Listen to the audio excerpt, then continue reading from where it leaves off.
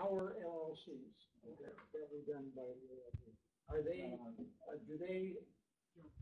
No. I'll repeat the question. Oh, well, yeah, go ahead, pop that on. Hold on. For our LLCs?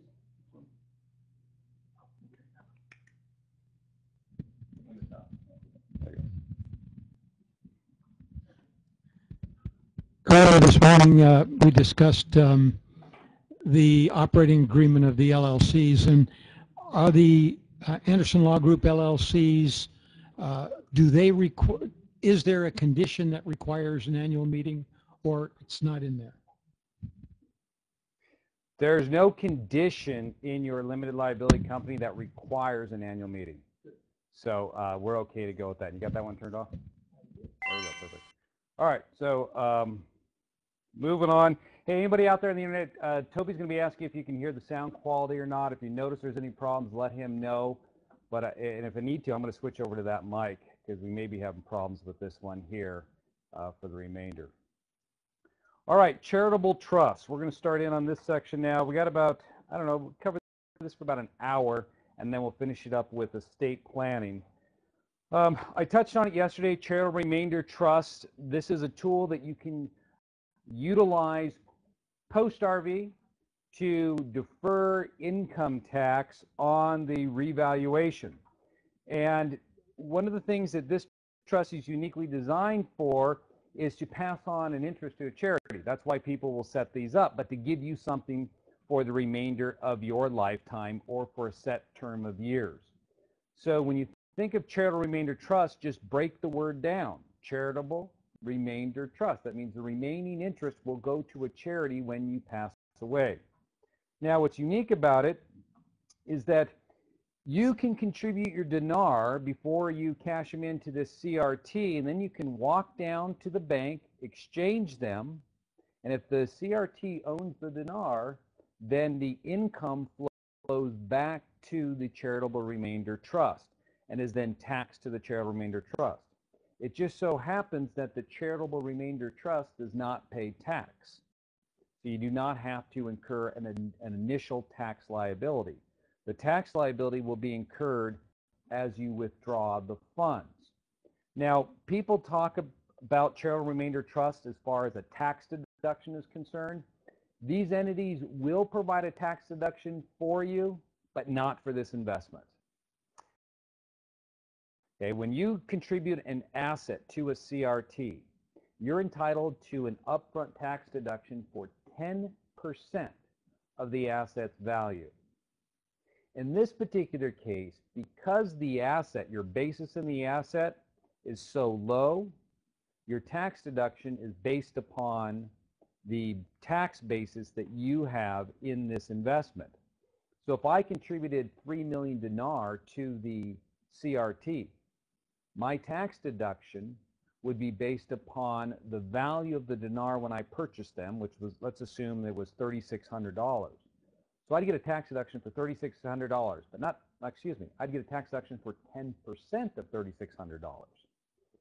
Why 10%? Because that is the amount that is presumed to go to charity when the trust ends, when you pass away.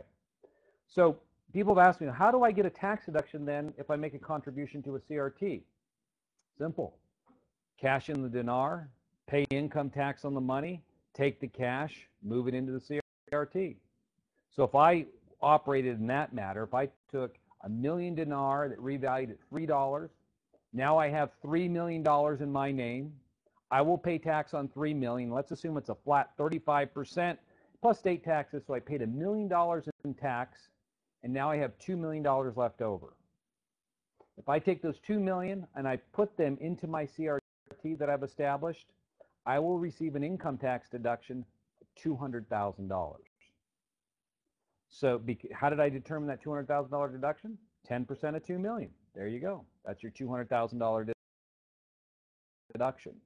So from a tax standpoint, it would make a lot of sense to cash it in first, pay the federal income tax, then contribute the cash to the CRT, because at the end of the day, you're only going to have $2 million in there to work for you, whereas if you contribute the dinar before you cash it in, then once it's cashed in, you have $3 million that will work for you. So I would go about it in that manner. Set up the CRT, move the dinar in, and then cash in your investment. So you have $3 million sitting in that account.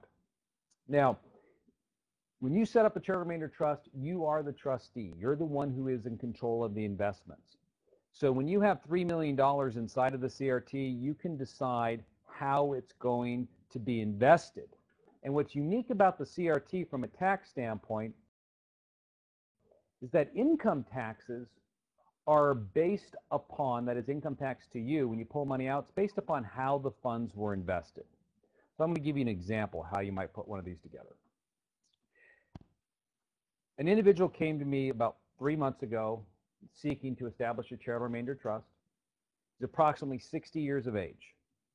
Now, in order to set up the CRT for his lifetime, what I had to do was determine his life expectancy based upon the mortality tables that the IRS publishes. So I take his life expectancy, I look at the amount of his contribution, let's assume it was $3 million planned contribution, and I look at what the current AFR rate is, and that's the applicable federal rate that the government publishes each month. And essentially what they're saying is that if you invested a set sum this month, it will only grow at this percentage for the remainder of your lifetime. And so they release a number, let's assume that the number is 2.7%. So when you look at your CRT, you factor in your age and you factor in those assets growing at 2.7% for the rest of your life. Now you may assume that you can receive a much higher return. You might tell me, Clint, I get a 10% return. Doesn't matter what you can do. It's what the government tells you you can do. You like that, don't you? Okay, so it's what the government tells you you can do. So in that situation, if we look at the 2.7% and the individual is 60 years old who has a life expectancy of 19 years, you crunch these numbers and then we get a payout percentage. This payout percentage, which is calculated based upon that information, tells us how much my client can withdraw from this trust on a percentage basis each and every year. Now, why is it based upon this? It's because we have to ensure that 10% of the assets that you initially contributed will be available for a charity by the time you pass away. So what you find is that if you live the full 19 years and you pass away based upon mortality tables, then yes, there will be 10% of the assets remaining for a charity, assuming the numbers that the IRS publishes. Now, there could be more. If you were investing your money and you were receiving a 15% annual rate of return, then you're going to have a lot more than 10%. But your initial tax deduction is based upon that initial 10% assumption. So we always have to be careful of these numbers. We have to make sure that there's a 10% remaining for charity. That is why if you were 30 years old and you came to me and said, I want to set up a CRT for the rest of my life, it's not going to happen, because it'll be assumed that you will exhaust that trust prior to your passing, because you might have a 30 or say a 42-year life expectancy at 30 years of age. Therefore, the government tables would say, no, you cannot set one of these CRTs up for your lifetime. You can only set it up for 20 years. Now, let's assume that you elected to go down this road. And as I stated yesterday, you better have more than 3 million dinars to your name in order to consider this, unless, of course, you're just really interested in charitable planning. If you elected to set up a CRT, then what you should be mindful of is the payout rate. The older you are, the higher the payout. The initial payout begins at 5%. That is the minimum you can receive from this charitable remainder trust to make it a valid trust. Age-wise, you're looking at, for your lifetime, we start hitting 5% at about 50 to 55 years of age. So at 50 to 55 is when you can meet the minimum trust payout rate for your lifetime. Anything below that age, it's going to be only set up for 20 years. Now, if you're much older, if you're in your 70s and you make a contribution, well, your payout may be somewhere around 12 to 13, 15%. Because again, we assume you're only going to live 12 years, therefore you can pull out a lot more. Now that payout number that we calculate is on all of the assets in the trust. So if I started out today with $3 million in my trust and my payout rate was 10%, then at the end of the year, I would pull out $300,000. So if I pulled $300,000 out of my trust, that leaves me with 2.7 million. for the next year.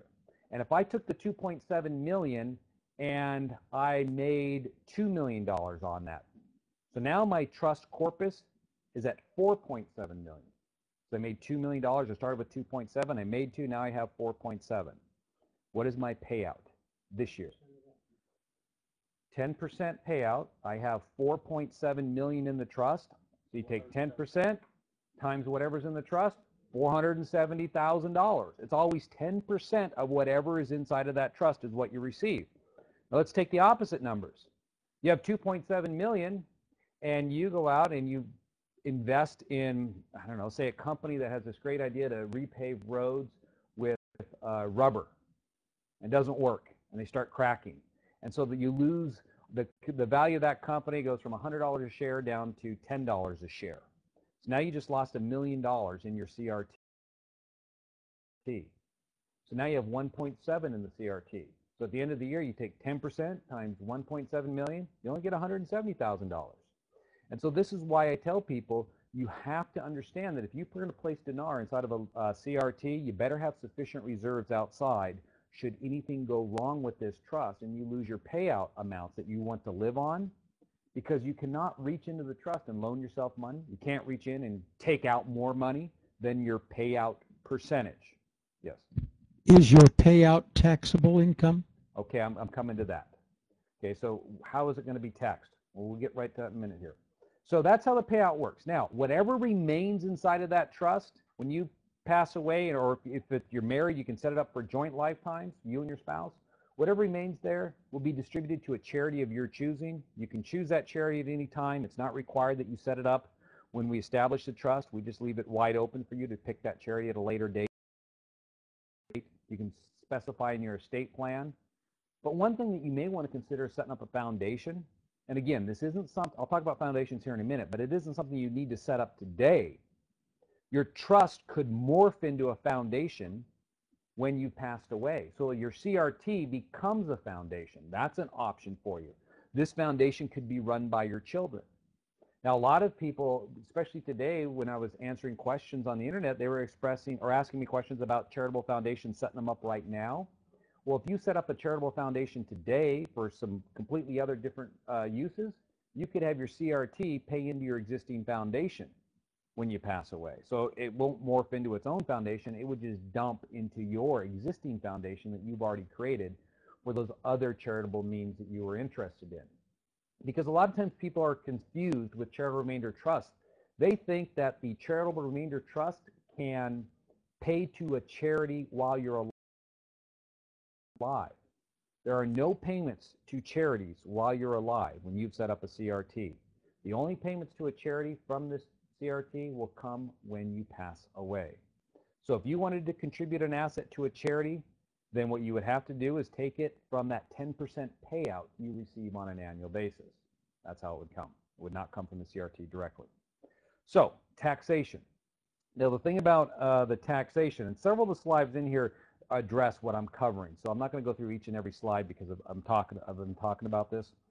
The taxation of the CRT is very interesting for many of you from the standpoint of taxes, because you can, and this isn't the correct word to use, but I'm going to use it anyways, manipulate the income. Okay, there's certain words the IRS doesn't like to hear, but that is probably one of them. When you transfer your dinar in there to the CRT and it revalues, and you have $3 million, your taxes the first year will be based upon the type of income the CRT received that year.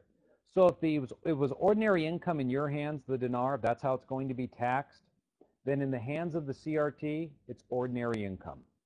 So when the CRT has sold the dinar and recognized the $3 million, it will distribute to you this year, assuming you have a 10% payout rate. Let me just draw this out, just make it real simple. We have 3 mil. You're out here at a 10% payout. This is you. You're entitled to $300,000. When it's distributed to you, it will come out at ordinary income because the trust earned it as ordinary income. So if it comes out to you at ordinary income, then the question is, what tax bracket are you in this year? If you're in the highest tax bracket, then that $300,000 will be taxed at 30%. 35%. Now that's the first year. Assume the first year you set up a CRT, any funds you receive will be taxed at 35%. Now, let's talk about subsequent years. Here's where you can perform the manipulation. As the trustee, you're in complete control of this trust, so you choose what to invest the trust funds in. Now, if I decided to take this cash, the $3 million, and invest it in stock that I hold for 1 year, what is that taxed at if you've held something for a year when you sell it? Long-term capital gains. Now what will occur in the second year, if my payout is based upon the income that was generated inside of the trust, and the income that the trust generated is long-term capital gains, then the money that is paid out to you will be taxed at 15%, which is the long-term capital gains rate. Now, if you decided to invest your $3 million in municipal bonds, munis are not taxed. So if all of your income inside of the CRT came from munis, then the income tax to you is 0% on your payout. So with the CRT, the income tax, that is, what do you pay tax at? It's based upon how the income is earned inside of the trust. So there's an ordering there. If we looked at the trust this year, we found 30% was short-term capital gains. We found 30% was long-term capital gains, and the other 40% was tax-free. Well, there's your ordering as far as how you will pay taxes on the money when it's paid out to you. So if you had 10% of $3 million, the $300,000 that is distributed to you, there you go, right there. 30% short-term, 30% long-term, 40% tax-free. That's how a CRT is set up, and that is how it operates. You can have your spouse be a beneficiary as well with you. You both would serve as trustees. It's pretty flexible on how you can create these. But the most important thing is that when you pass away, you'd want it to go to charity. Now, one thing to consider as well with the CRT is to look at the topics that we've been discussing as far as asset protection, and those same principles will apply to your CRT. And what I mean by that is if I have a charitable remainder trust that I've set up, like this, here's my CRT, and I'm in charge of the investments, and I decide I would like to buy a building that produces cash flow. So I'm going to buy a commercial building with the $3 million. So I have $3 million cash, and I want to go out and buy this commercial building right here. Now, if you came to me and you said, Clint, I want to buy a commercial building, what would I tell you to do? Yes, right. I'd tell you to create a limited liability company for that commercial building because it protects you should any tenant decide to bring an action because they slip and fell or whatever happens on the property. Environmental claim. I mean, I went through these yesterday. So if you would set up an LLC for yourself for protection, shouldn't your CRT set up an LLC as well to protect its cash from the liabilities that could be associated with that property? Absolutely. So what we would do in this circumstance is we would have your CRT establish a limited liability company that the CRT owns 100% of. You do not own anything here. It's the CRT that owns it. So now the building would be owned by the LLC. The CRT owns the LLC. The cash stays down here, and you control everything as the trustee of this charitable remainder trust. So whenever we're dealing with entities, the same principles apply. A lot of times people get confused and they think, well, I understand in my context, if I'm going to do something, I need an LLC for it. But what happens if the entity is going to buy property? Should the entity create an LLC? Well, if you want to protect the entity, I think the answer to that's pretty evident. Yeah, absolutely. Case in point, I don't know if Greg covered it because I was answering a lot of questions. You know, say you had a corporation and you wanted to own real estate in a corporation, buy and sell property. Well, then create an LLC owned 100% by your corporation, buy and sell property up here so that the corporation is always protected. I mean, you would never buy and sell property in your own name after listening to this event. You understand the liability associated with it.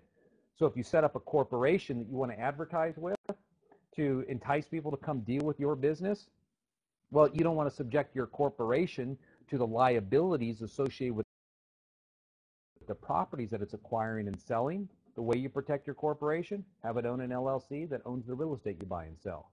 This is similar to what I do with my real estate that I buy and sell, that I'm flipping properties down here in this market. They're owned through an LLC to protect the underlying business from any liabilities.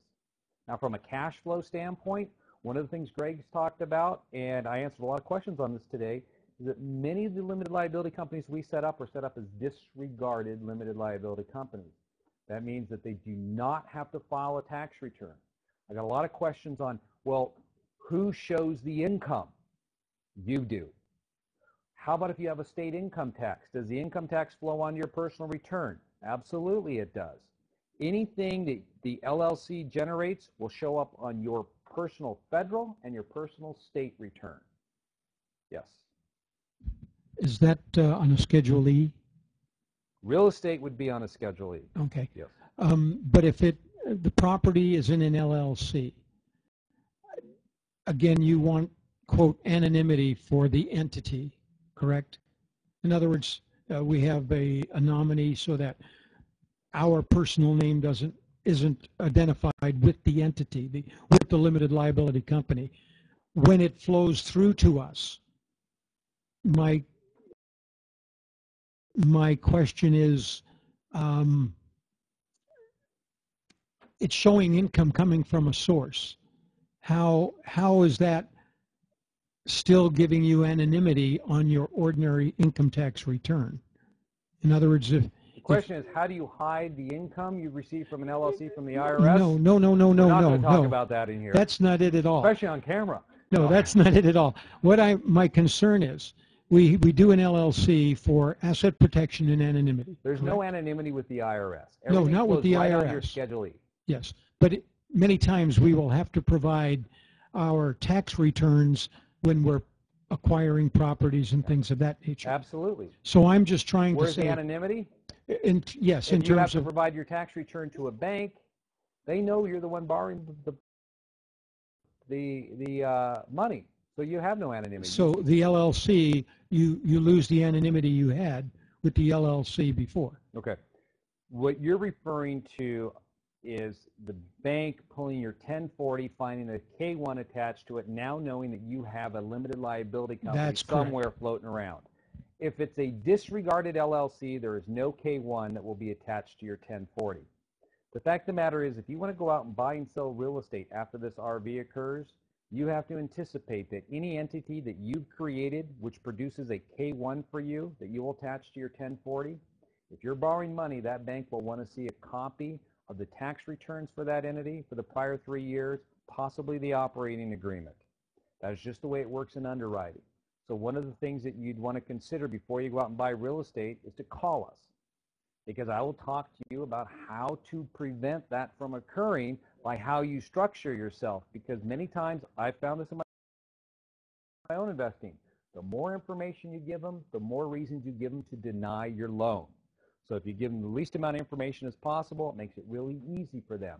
As I stated yesterday, you're dealing with bankers. Most of them do not understand what it is you are doing, so they'll always give you the safest answer, no, because they do not want to bring risk to the banking institution or themselves for their job security. All right, so we talked about the trust. It lasts for 20 years. The rest of the assets then pass to charity. And you may get an additional tax deduction. If that is, if I put in $3 million and there's supposed to be $300,000 left for charity when I die, and instead it turns out that I pass away in 1 year unexpectedly, and there's $2.7 million left in that CRT that flows into a charity, well, then your estate will receive an estate tax deduction at that point in time, because there was more money given to charity than we'd originally calculated. So if you end up giving more to charity, your estate will pick up the difference for a tax deduction at a later date. But at the outset, you only get 10%. Now, the problem that some people have with a charitable remainder trust is what we refer to as the wealth replacement feature, and that is as follows. I give you an example right here at the last point of $2.7 million passing to a charity. Now, that is a risk that everybody faces when they put together a CRT, that an inordinate amount of money may pass to a charity that is beyond what their charitable goals were at the time of them establishing the CRT.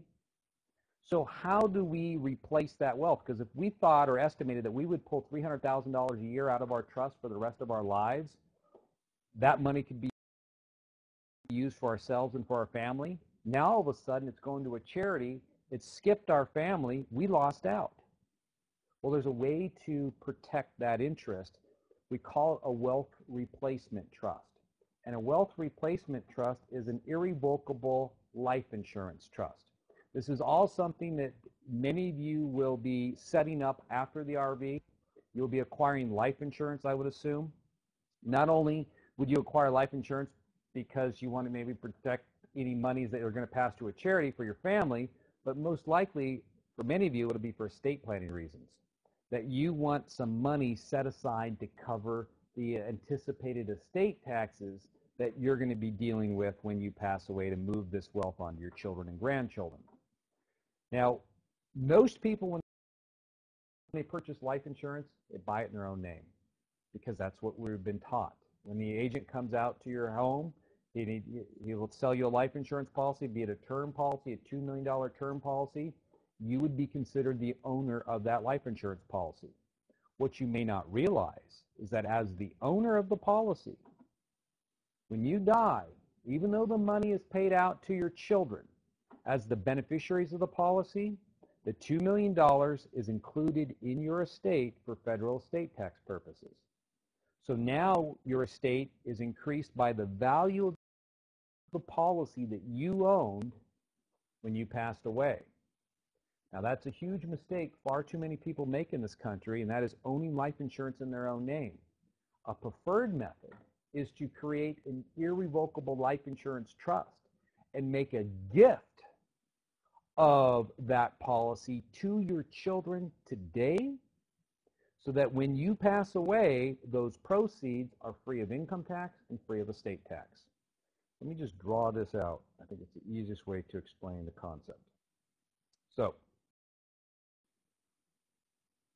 if somebody created a charitable remainder trust, what they will do is they'll create a CRT, they fund it with $3 million. I will typically then create for them an ILIT, irrevocable life insurance trust. And I will instruct my client to go and obtain a $3 million term policy. Now, let's assume that the cost for the term policy, the premiums that you have to pay each year, $20,000 a year premiums is what they're going to charge you. Now, when you create this irrevocable life insurance trust, what you're doing is taking this insurance and setting it aside in a vehicle that will steer past your estate when you die. It won't be included. We're making a gift to our children today of that policy. So we have kids down here who are the ultimate beneficiaries of this $3 million when you pass away. You will control it up here. You or your spouse will be in control of that policy. Now, what am I doing? Well, here I'm setting it up so that I'm going to pull an income stream off this CRT for the rest of my life, and then whatever's left will go to charity when I die. Here, I'm putting money in every year, $20,000 a year, and I'm setting this up so that when I pass away, $3 million will go to my kids tax-free.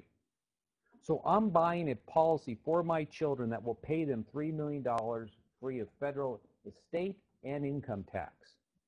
Now, we call it a wealth replacement trust because that $3 million that is going to the children, it's replacing the money that's going to the charity over here on this side of the equation. And it's also picking up any estate taxes. That is, if you had $2 million in federal estate taxes, well, you could pay it out of your estate, or we just gave you the money through the life insurance policy to cover those estate taxes. See, if I held that in my own name, the $2 million policy or the $3 million policy, then when I passed away, I would have increased my estate taxes by an additional $1.5 million. So then in order to cover that, I have to go out and buy more insurance. It becomes this vicious cycle. You keep buying insurance to pay the taxes on the insurance policy you bought the year before. because all of it's owned in your estate. So what we'll do is we will move it out of your estate while you're alive through this trust. Now, a lot of people have come to me with these irrevocable trusts that they've set up for their children for dinar. The principle is exactly the same. If you set up a trust, an irrevocable trust for your kids to hold dinar or to hold life insurance, what you're doing is moving that value out of your estate, out of your possession, and you're putting it into your kids' hands. But by setting up the irrevocable trust, it's kind of one of those things is like, here you can have it, but you really can't. That is, it's yours, but I decide how much of it you're going to receive when it pays out. Now, in order for that to be effective, people miss the crucial step in this entire plan. And that is what is referred to as a crummy letter. Let me show you this. Here's my kids, and I don't care if this is money coming in to pay a life insurance premium or if it's dinar you're putting into this trust. This step is crucial to make the children the owner of the policy or the dinar for tax purposes. So I'm up here. Let's assume for life insurance purposes I put in $20,000 into this trust, and it pays the premiums on this $3 million policy. Have I gifted that $20,000? Did I gift $20,000 to my kids at that point in time? No, I did not. I put it into a trust. It bought a policy. My kids are listed as the beneficiaries of that policy, but I still have, with the IRS terms, incidents of ownership. And if I have incidents of ownership of that policy, included in my estate, tax to me. It's not a completed gift. In order to make a completed gift out of this transaction or any transaction, you have to give your child, each child, a letter. And this is referred to, as I said, a crummy letter. And the way it would work is as follows. Once the gift has been made into the trust for the children, you then send them a letter stating that I have gifted to a trust for your benefit the following assets. $20,000 or 3 million dinar. To make it a completed gift, you have approximately 45 days to contact me and do one of the following. Ask for the dinar or the cash, and I will distribute it to you upon your request, or tell me you don't want it, and you're going to allow me to go ahead and invest it for you. Or do not respond, and I'll take that as proof that you do not want the money to be distributed to you. And of course, if you do not respond or you tell me you don't want it, then I'm going to be the one in charge of those funds for as long as they're held inside of the trust. And so the trust is set up with specific terms, such as it may state that the children, after you pass away, they're not entitled to receive the funds until they hit certain milestones and ages. So you can set your trust up any way you would like as far as the distributions go if they choose not to take out the assets. But that crummy letter is so important because when you give the child the right to pull the money out, you've now transferred those incidents of ownership to the child. Without that letter, the asset technically remains yours for tax purposes. Because if the child cannot walk up and pull the cash, then he really never had any control over it. You still maintain the control, therefore you maintain the ownership. Now, if you have a minor child, and this was a question I had from a few people today, does that change the game at all? Absolutely it does. Because you cannot gift a minor child an interest in the LLC. They cannot be the owner in their own name. They couldn't be the beneficiary of the trust as well. I'd be able to pull out this cash as a minor. What you have to do when you're dealing with minor children is you have to provide the letter to the minor child's natural guardian. So the guardian must be made aware of this gift, and the guardian could exercise that decision-making authority on behalf of the child. And so I have situations where people would like to give funds to their nieces and nephews, but their concern is that if they gave the crummy letter to their brother or sister-in-law, that they would exercise the right to pull the funds out.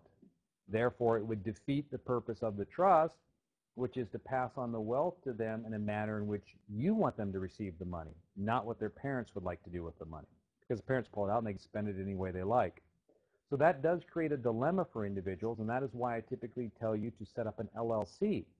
Because if you set up an LLC, You do not have to provide a crummy letter telling them that they can pull assets out of the LLC, because you're actually gifting them an ownership interest in a present economic unit, which is the membership interest in that LLC. So you're done. So you see, many of my strategies always center around the limited liability company from a gifting standpoint, because I think it's cleaner, it's easier, especially in those situations. But the trust does have its uses. And in this particular case, this trust is used to replace wealth that would ordinarily pass to the charity. Now you can ensure that wealth will also, an equal amount, will pass to your family through this irrevocable life insurance trust. So if you're considering setting up a CRT after at RVs, then you're also going to be looking at an ILIT as well. We'll recommend that to you, and we would tell you to go out and buy some life insurance. In fact, even if you didn't decide to do this and you were working with us, I would recommend you create an irrevocable life insurance trust just to produce some extra cash to assist with the estate taxes that your estate will be encumbered with when you pass along. So there's several different reasons why this should be a viable option for you. Well, hold on before we cover that one. Other questions that I received have to do with foundations. A lot of people have asked me about creating a foundation and how do we go about doing that. Well, a foundation, or how quickly can it be set up? I can create a foundation, which is a nonprofit corporation, is typically how we set these things up. I can create a nonprofit corporation in 24 hours.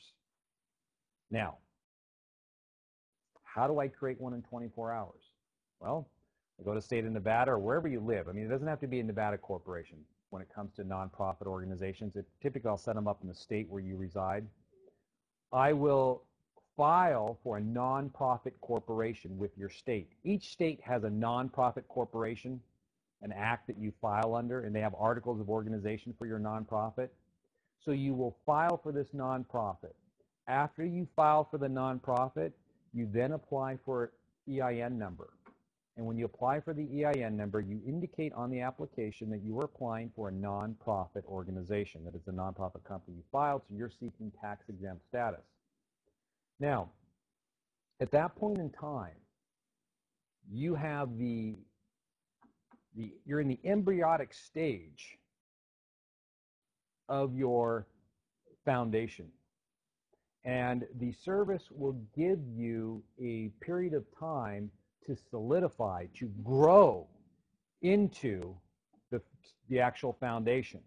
So what they'll say is that now you filed for this company, we've given you preliminary status for 16 or 14 or 16 months. I always get them confused. You have, let's just take 14 months. You have 14 months now to obtain an exemption letter from the Internal Revenue Service. What do I mean by that? Well, after you've set up your corporation with the state, nonprofit status comes from the IRS. So I have to fill out this lengthy application seeking nonprofit status. And when I fill it out, they initially ask me, do you want to be a 501c3 organization? Are you applying for a non-operating foundation? Or do you want to be an operating foundation? What is the difference between these three different options? Well, it's quite significant. A 501c3 versus a foundation provides a 50% tax deduction on contributions. So if somebody contributed money to your 501c3 organization, they could write off 50% on their tax return. It's a 50% tax deduction for them. When I say 50% tax deduction, it's not 50% of what they contributed. That's a full deduction, but of their income for that year. So if I had $100,000 in income and I made a contribution of $100,000 to my local church, I could deduct $50,000 on my tax return in year one, and I would deduct $50,000 on my tax return in year two.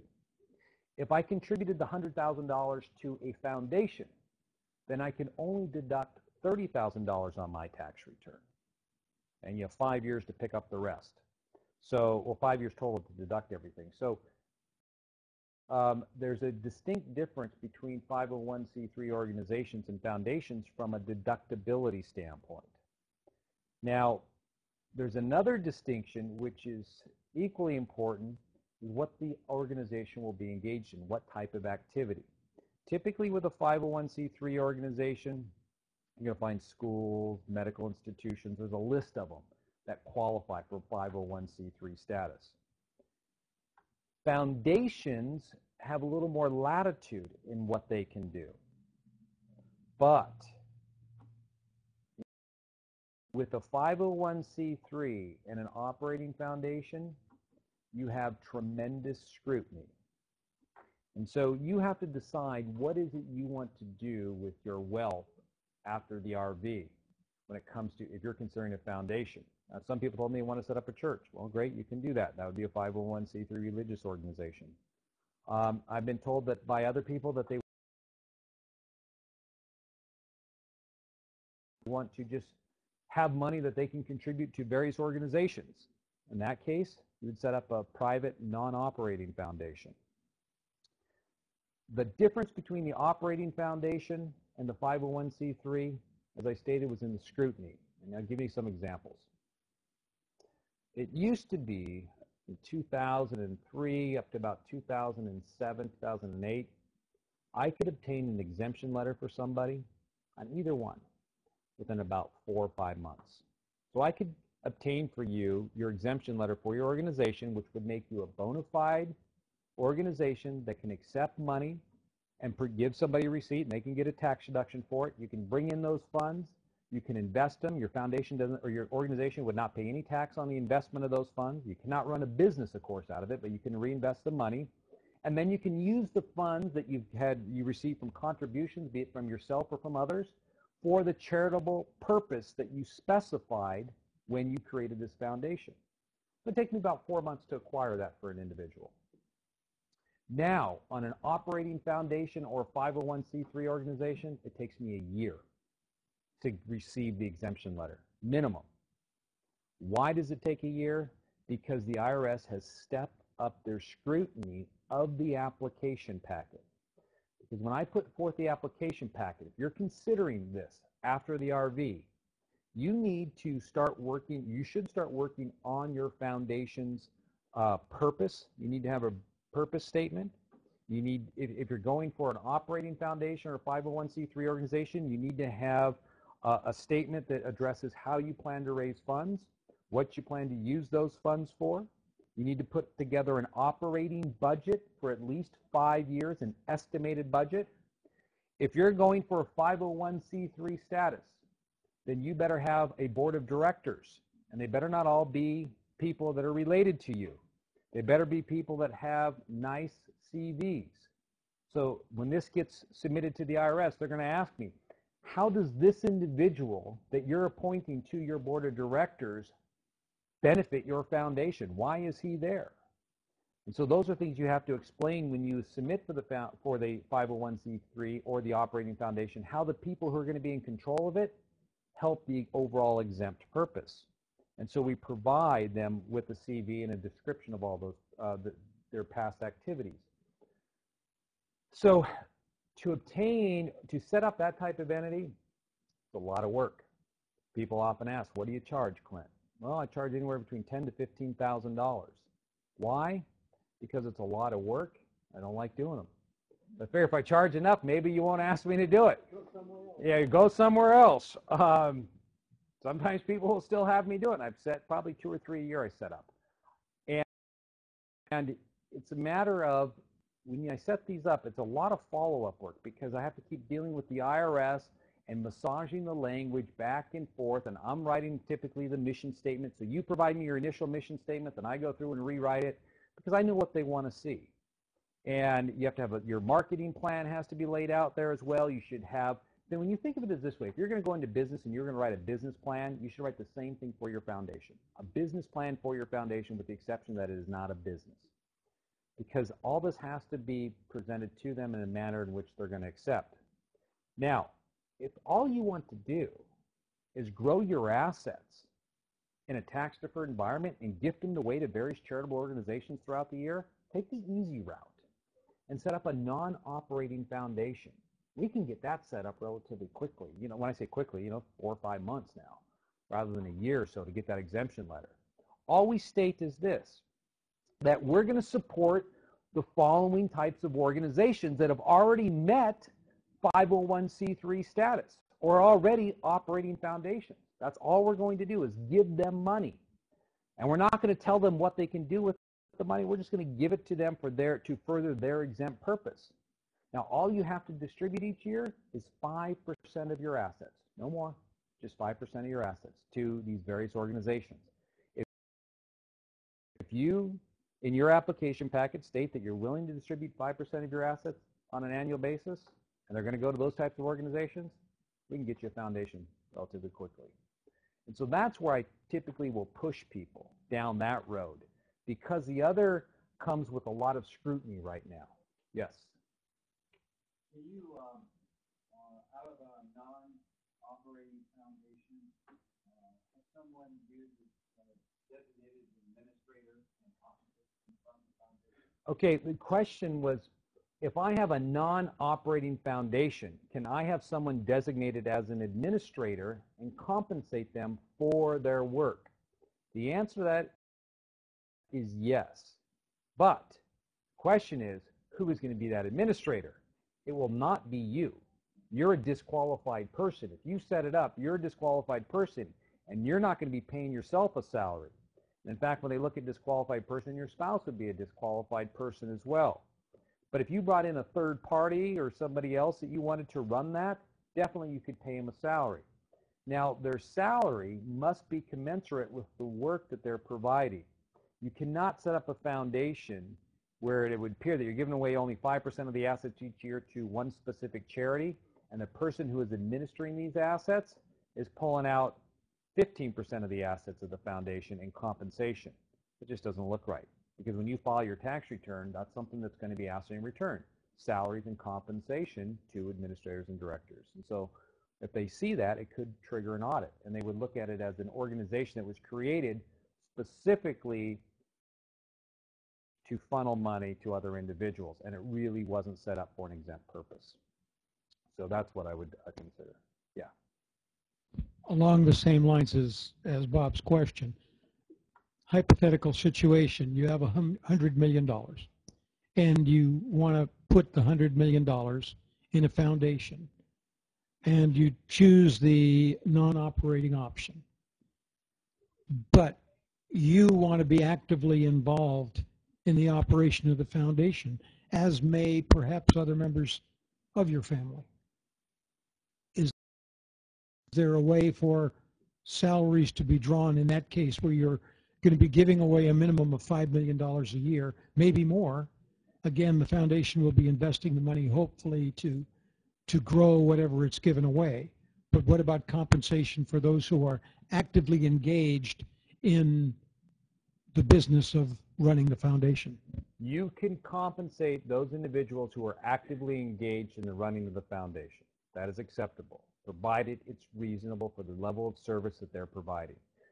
I have clients who run foundations that were set up by their parents, and they draw on average about $50,000 a year, and they gift away 5% of the assets.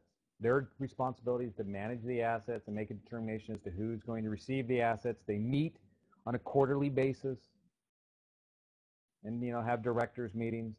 And so they spend some time on this particular foundation, with foundations, depending on the case, managing them. And so that's acceptable. You can do that.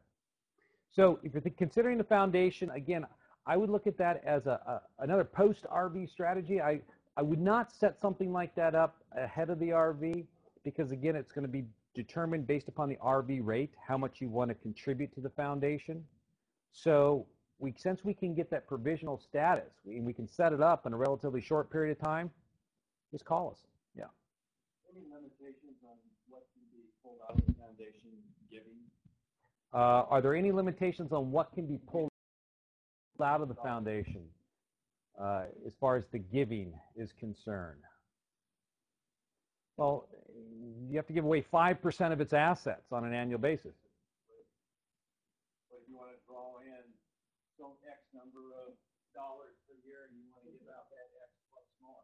Okay, the question, you're asking me if I wanted to seek contributions of $100,000 and I want to give out that plus more, that's fine. All we're looking at is, what are the assets of the foundation? If the foundation has $1 million, you have to give away $50,000 total. You can give away more, but that is your minimum threshold in order to maintain your foundation status as a tax exempt. There's no issue with taxes on that, no. The issue with taxes comes from running your foundation as a business. If you engage in any activity that is perceived to be an active trade or business, then you have problems, because the IRS is not going to allow you to compete with other business owners, because it wouldn't be a fair playing field. You don't have to pay tax, they do. So that's the only issue you have with foundations. Okay, I want to talk about one other trust that's not in the slides that you may find of interest. A lot of people are asking about how to protect their personal residence. Again, I wasn't paying attention to Greg. I was answering questions. So did he bring up the single member LLC for personal residence? Did he talk about that at all? Okay, briefly, maybe. How do I protect my house? Well, many of you plan to pay your house off, buy another house, and so you have no debt on your property. Well, there's two ways to go about protecting your property. Number one, you could create a single member limited liability company, SMLLC. Now, why do I call it a single member LLC? Well, I assume that at some point in the future you may want to sell that house. And with any personal residence that you own, as long as you have it for 2 out of 5 years, you treat it as your personal residence, you go to sell it, you can exclude $250,000 in taxable gain for each spouse. So for a married couple, they can exclude $500,000 in taxable gain when they sell their personal residence. So in order to maintain this property from a tax standpoint as a personal residence for 121 capital gain exclusion purposes, we have to use that single member LLC. So we put the property into the single member LLC. We make you, or if you're in a community property state, you and your spouse as the members of the LLC. Now, if it's a single member LLC, it does not file a tax return. Everything flows right down onto your 1040, so it's ignored. It's as if the thing does not exist for federal tax purposes. So we have not changed its characteristics from personal property for tax purposes. So when you look at your tax return, it still shows up the same way. Now, we've beat the LLC from an asset protection standpoint. You know what happens if you get sued. You have the charging order protections right here, so they can't get to your house. All they do is place a charging order on your interest. Now, are there any potential drawbacks to utilizing this strategy? Well, I think there are. This LLC must be set up in the state where your residence is located. I think that's important, that you set it up in that particular state. And so then the question becomes, could somebody pierce your LLC with the argument that there's no business purpose behind it?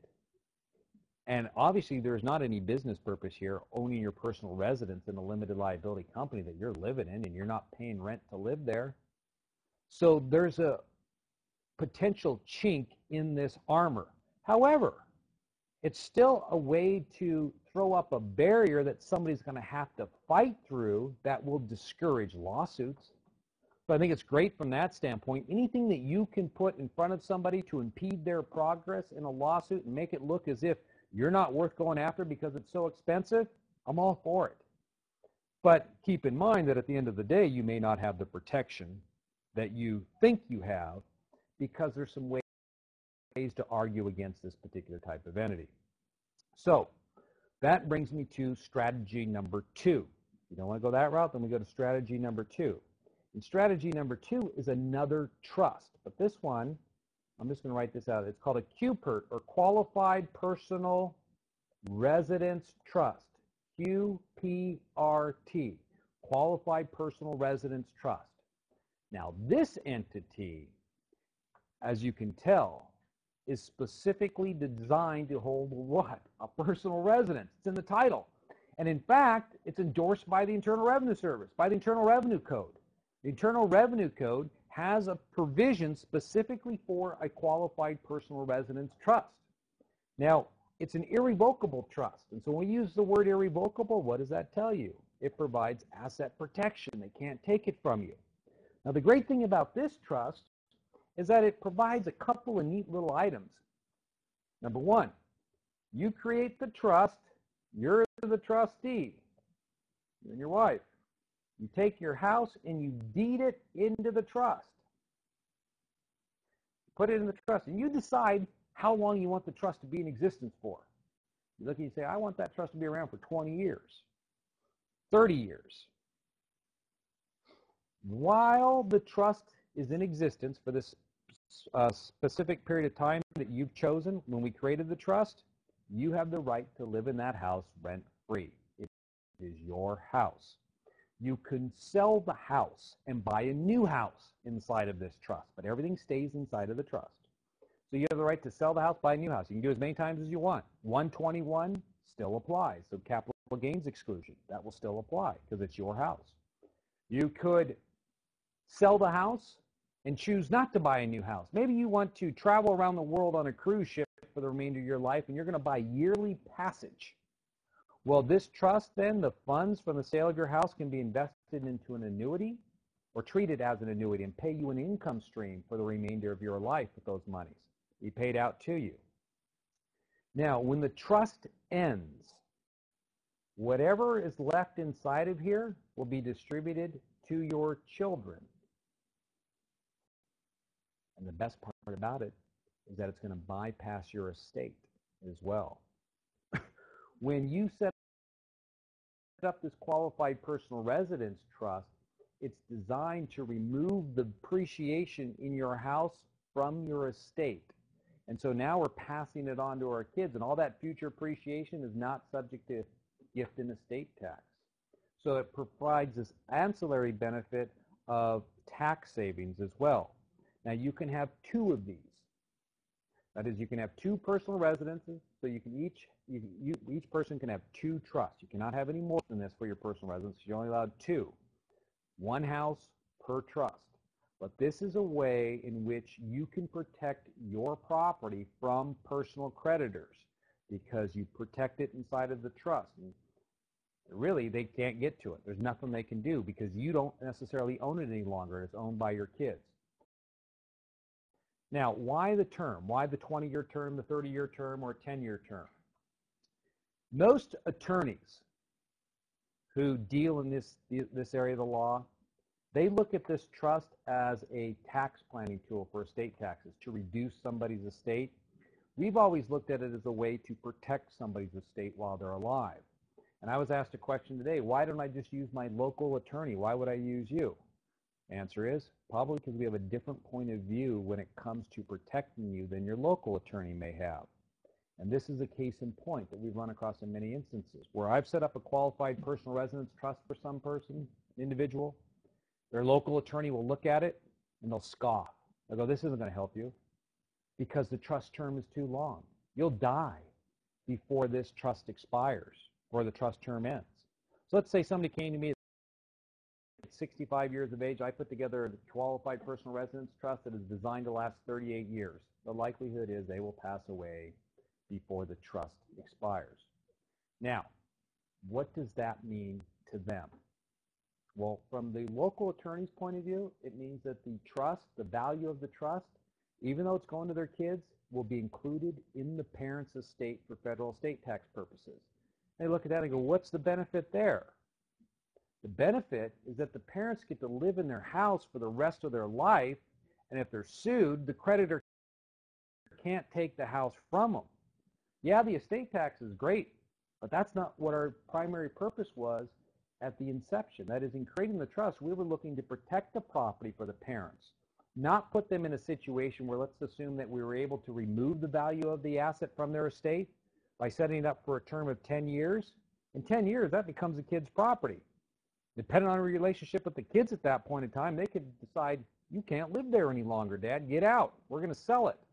So this way, it's always protected for you. You may not get the estate tax benefit, but at least you have the asset protection benefit. And so this is something definitely that I think for many of you, after the RV occurs and you're looking to buy a new house and you want to protect it, this is an option for us. And so I would strongly consider it. Oh, right back there.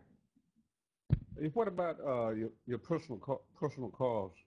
My cars that you drive around personally. I would keep those in your own name. Your personal car, keep it in your own name. If you're concerned about Asset protection for a car, lease it. Never buy it. Nobody's going to sue you to take over your lease. So I would just lease the vehicle. That's great protection there. If it's a business-related vehicle, I talked to you yesterday about my father's truck that we're going to buy this year. He's going to buy the 350. Buy that through an entity because it's purely for business. It's not for personal use. The problem you have when you purchase vehicles in a business is that if it's not used specifically for business and there's mixed use, then you will be 1099 for the personal use of that vehicle. And from a tax standpoint, it typically doesn't work out all that well. If you want to use it for business, keep it in your personal name, keep a mileage log. Expense out 50 cents a mile.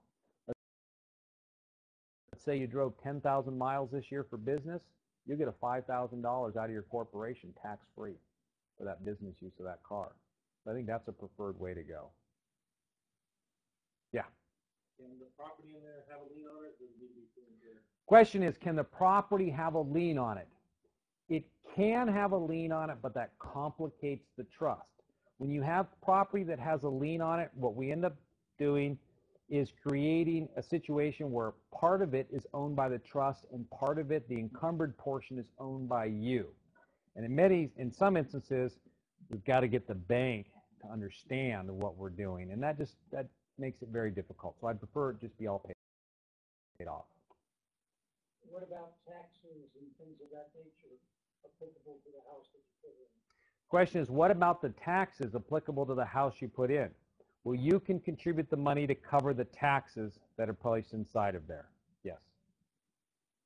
Yeah, so that's the qualified personal residence trust. That's another option that is available to you. When we're talking about trust, before we get into living trust, did Greg talk about the land trust? We covered that. Didn't cover land trust? He was jumping around with boxes too much. Bumping mics. Yeah. I thought maybe somebody's in here with a little grinder, and whenever Greg wasn't on camera, he's running up and jumping on your shoulder and then running around a little cup looking for coins. All right, so that's what it looked like on film from where I was standing. We're sitting. Okay, so now he's watching me right now. So let's talk about a land trust. All right, roll those out. A land trust, it's not set up just to own land. It's set up to own encumbered property. Here's the dilemma a lot of people face. They have rental property. Rental property has a loan on it. And they would like to take rental property and put it into a limited liability company, as we've been discussing. But the issue is, if I put this property into the LLC, there's a lender down here that if he finds out about it, may not like the fact that I moved the property into the LLC because it has a mortgage. Now, why is he concerned about that?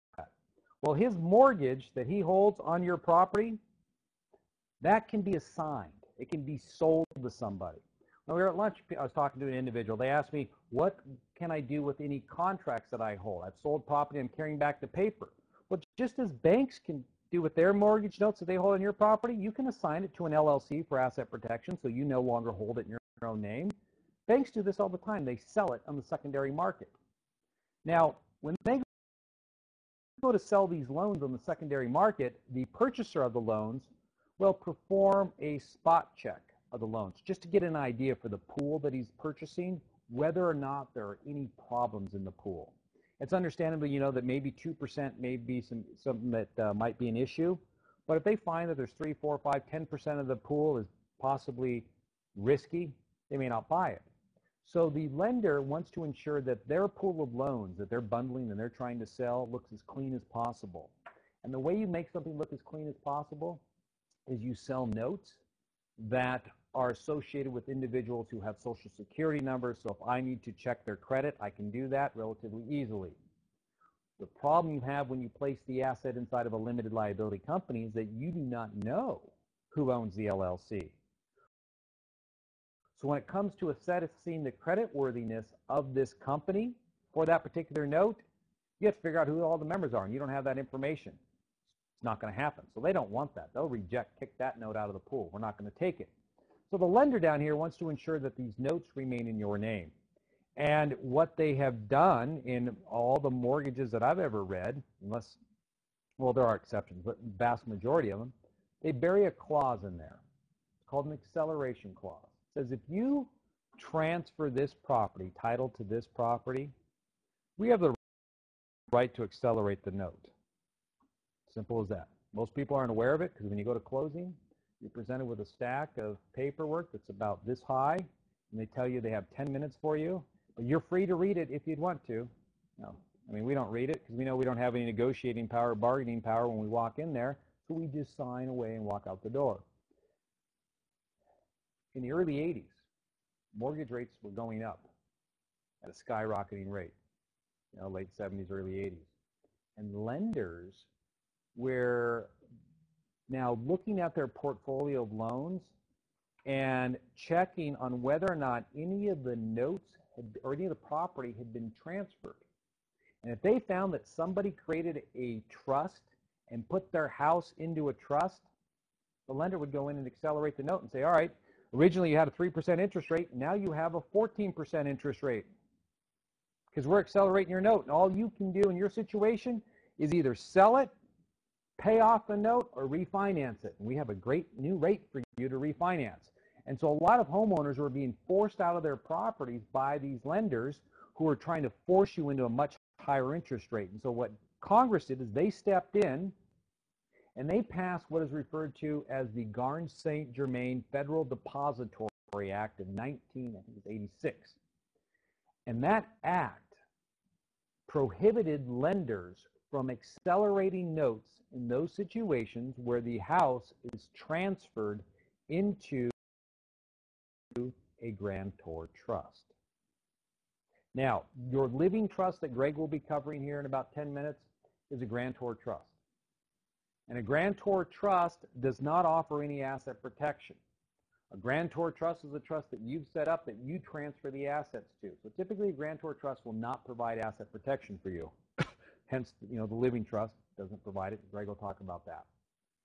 So for a lot of years after that, people could transfer their property into their living trust without fear of the lender accelerating the note. Now, from a real estate investor standpoint, we don't want to hold the property in our living trust. We don't have any asset protection there. We want to get it into an LLC, but we're worried that the lender may accelerate our note. So we're always faced with this dilemma. Do I transfer it in and then just check the mail every day like this? Anything in there from my lender?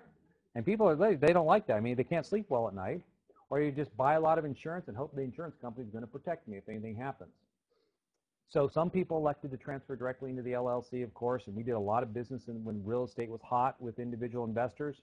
And I typically wouldn't recommend them do anything else because my take on it is banks don't care. They just want you to pay. As long as you're paying, they're happy. They don't question where the money's coming from. They're not going to check. Even when they sell it, they're not going to check because back in 2005 and 2006, those things are trading hands 3 or 4 times. Nobody was concerned about it. They were securitizing it. They just wanted to make money. Things are different now. Now there are checks. And so the dilemma becomes, how do we move this property into the LLC without a lender discovering the fact the property's been transferred? I mean, the mistake you would make is if you called up your lender and asked them, hey, can I transfer property into an LLC? The answer is going to be no. Well, we'll accelerate the note.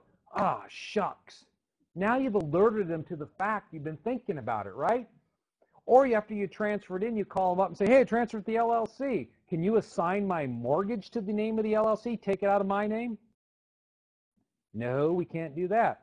Oh, now you alerted them to the fact that you've transferred the mortgage. Let me transfer your property.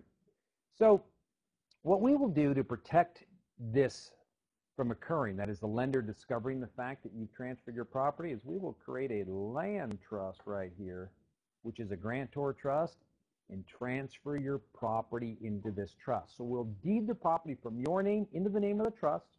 It's not an entity that is filed with any state. All we do is make up a name for it. Let me call this one, we'll call it the Little Monkey Trust. That's a name you can come up with. You're listed as the trustee, or a friend's listed as the trustee, and you're the beneficiary down here. So this is you. This This is your wife, and then you're the trustee up here. Let me get rid of this word land trust. Trustee, we'll have one of you serve as the trustee. Now, for recording purposes, the only thing that is recorded is the name or the deed that names the trust.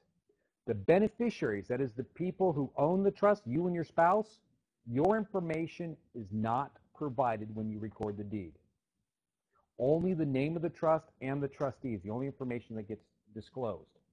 So if somebody performed a title search, they would see that this house has been transferred into a trust. And if a bank was looking at that, they see Garn-St. Germain Act. So they think grantor trust, everything's okay here. Well, we're not going to hold that property in this manner for very long because this trust does not provide asset protection for us. What I mean by that is if something happened inside of this property, this trust, the beneficiaries are going to be the ones picking up the liability. So you'll be sued individually. If your tenant decided that it found mold spores one day and they hired that attorney that topped my CLE, and he comes after you. So that's a problem. The solution to that problem is to take your beneficial interest and move it to this limited liability company. How do you do that? Real simple. Take a piece of paper. Right? Take this piece of paper. Any paper will do. And you put on here, I, Clint Coons, hereby assign 100% of my beneficial interest in the Little Monkey Trust to ABC LLC. Date it, have it notarized, put this back in your trust documents. Now, this property has been, or this trust has been transferred into this limited liability company. Now, that notary stamp is crucial here because the notary stamp is evidence of when you intended to make the transfer, when the actual transfer occurred. If you don't get it notarized, they could always say, oh, you just transferred that right before the lawsuit or right after the lawsuit occurred. You want to have it notarized. Now, at that point in time, your diagram will look like this. We'll take this out of the picture. We'll redraw it. So now, are you shutting down on me? Okay. Sometimes I see this glazed look over people's eyes at the, this on the second day. Oh gosh, yeah, I was done at lunchtime. So now you have an LLC that owns a land trust.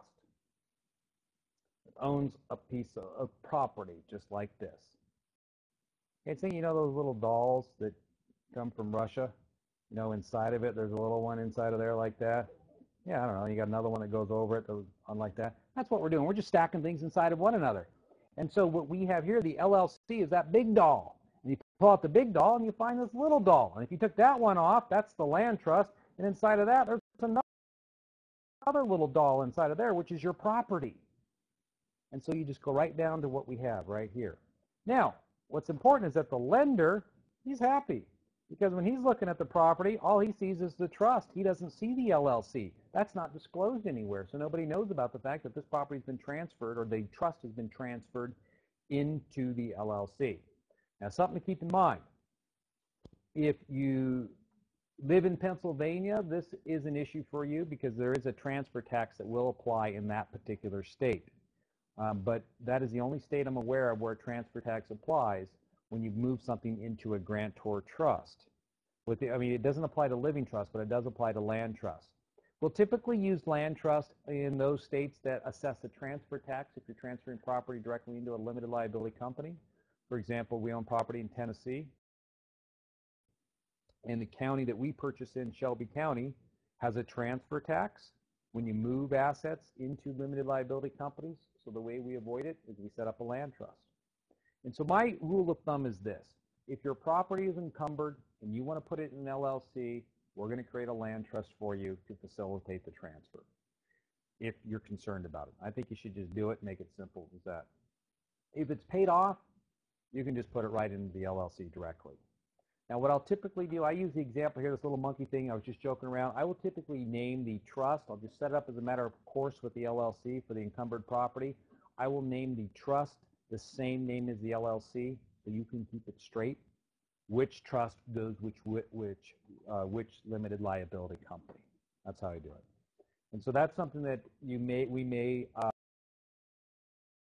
talk about when we're consulting with you for property. This is something you want to consider, or you may not, because we'll just do it and then explain it to you after the fact. But sometimes too much information, it becomes information overload. So then we say, all right, by the way, this is going to be involved in your structure, and here's how it works. And so that's an important component, I think, for the encumbered real estate, is to put that land trust in place. That's all it does. It doesn't provide any asset protection. It's just a title holding vehicle for transfers. All right.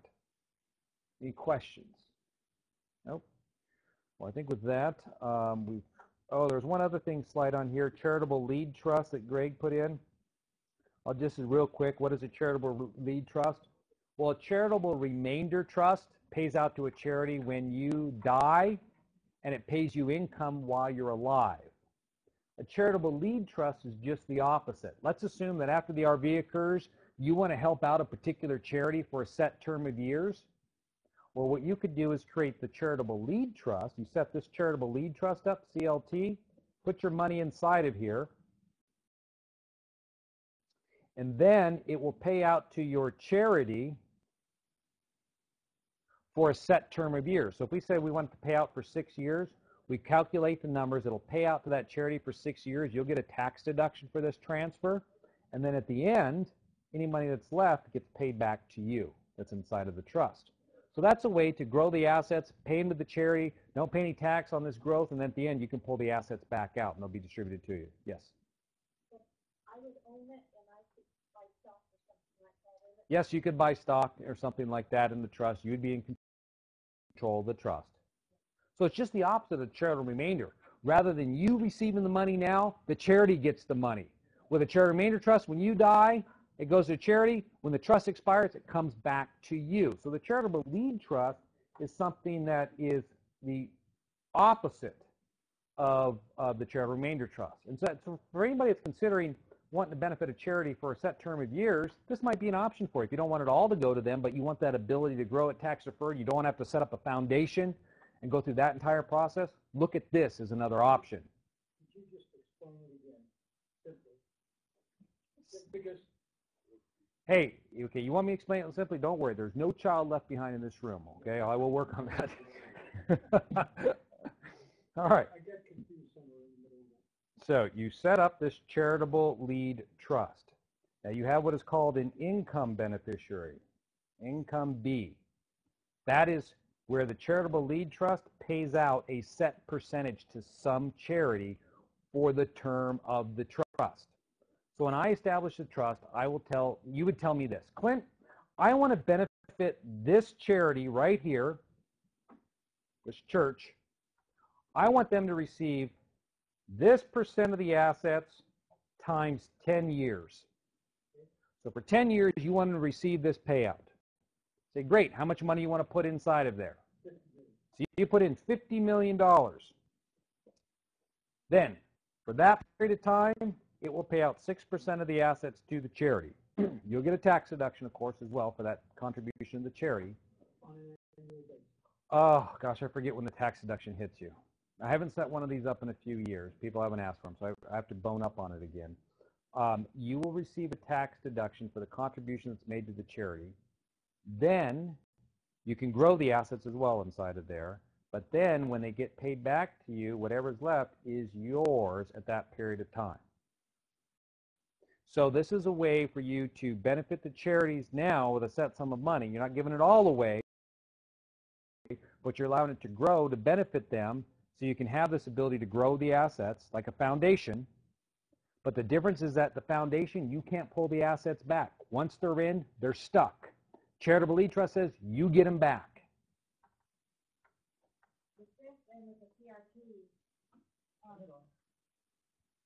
With this and a CRT, can you have more than one charity? With the CRT, you can have more than one charity. The charitable lead trust, I don't remember off the top of my head. You have to send me an email and I'll tell you that answer. Yeah, I just got to go look it up. Case in point, we have, let's say, $10 million. At RVs, $3. So now we have at 10 million dinars worth $30 million.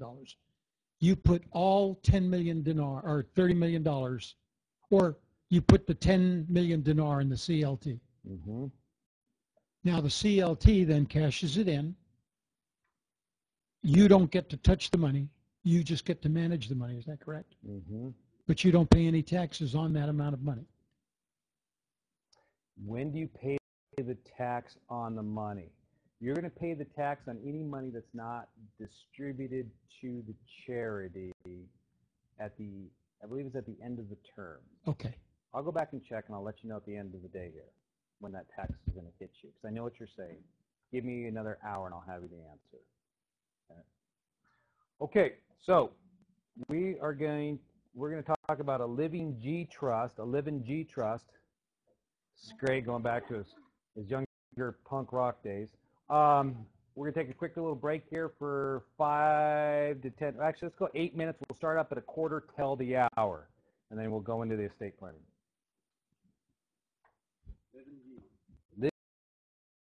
Living G.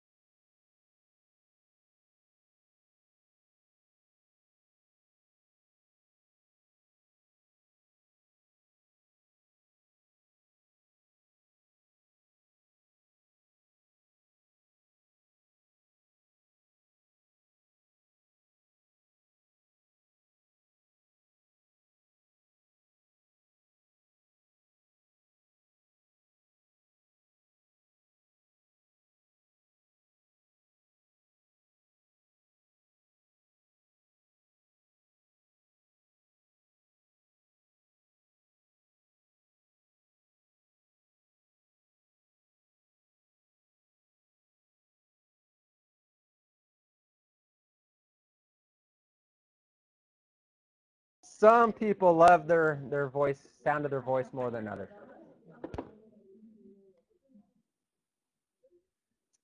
Okay, welcome back. We're on the final home stretch, and I know when we roll later in today, especially going through charitable remainder trusts and foundations and QPERTs, there's definitely a tendency to glaze over because we're really getting into the technical nuances of planning. And so what we're going to do now is take a bit of a step back from that when we talk about living trust and estate planning, not at such a complex level. Not everybody needs charitable remainder trust or a foundation or a QPERT. Everybody has different situations. But without a doubt, everyone needs a proper estate plan.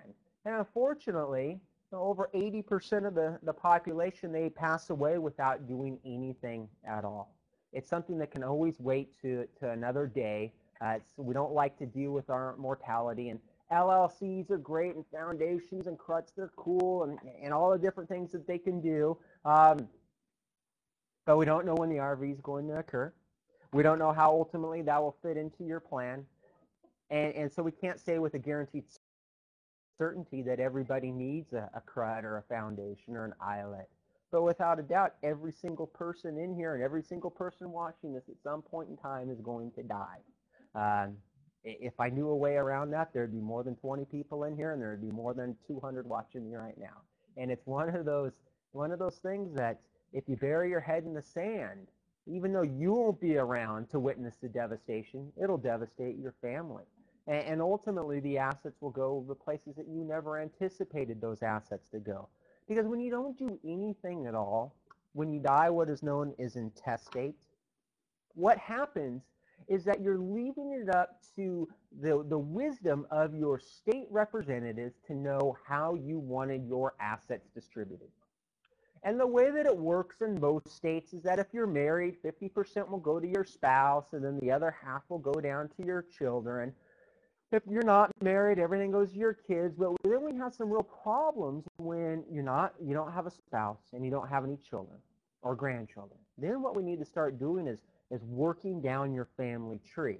And the sequence that we typically will follow is that if there's no spouse, no children, no grandchildren, we'll pass the assets back up to your parents. If your parents don't survive you, we'll then go down to your siblings. If your siblings don't survive you, then we'll go back up to your grandparents. No grandparents, then we go down to nieces, nephews, cousins, and in some states we can work as far down your family tree as second cousins.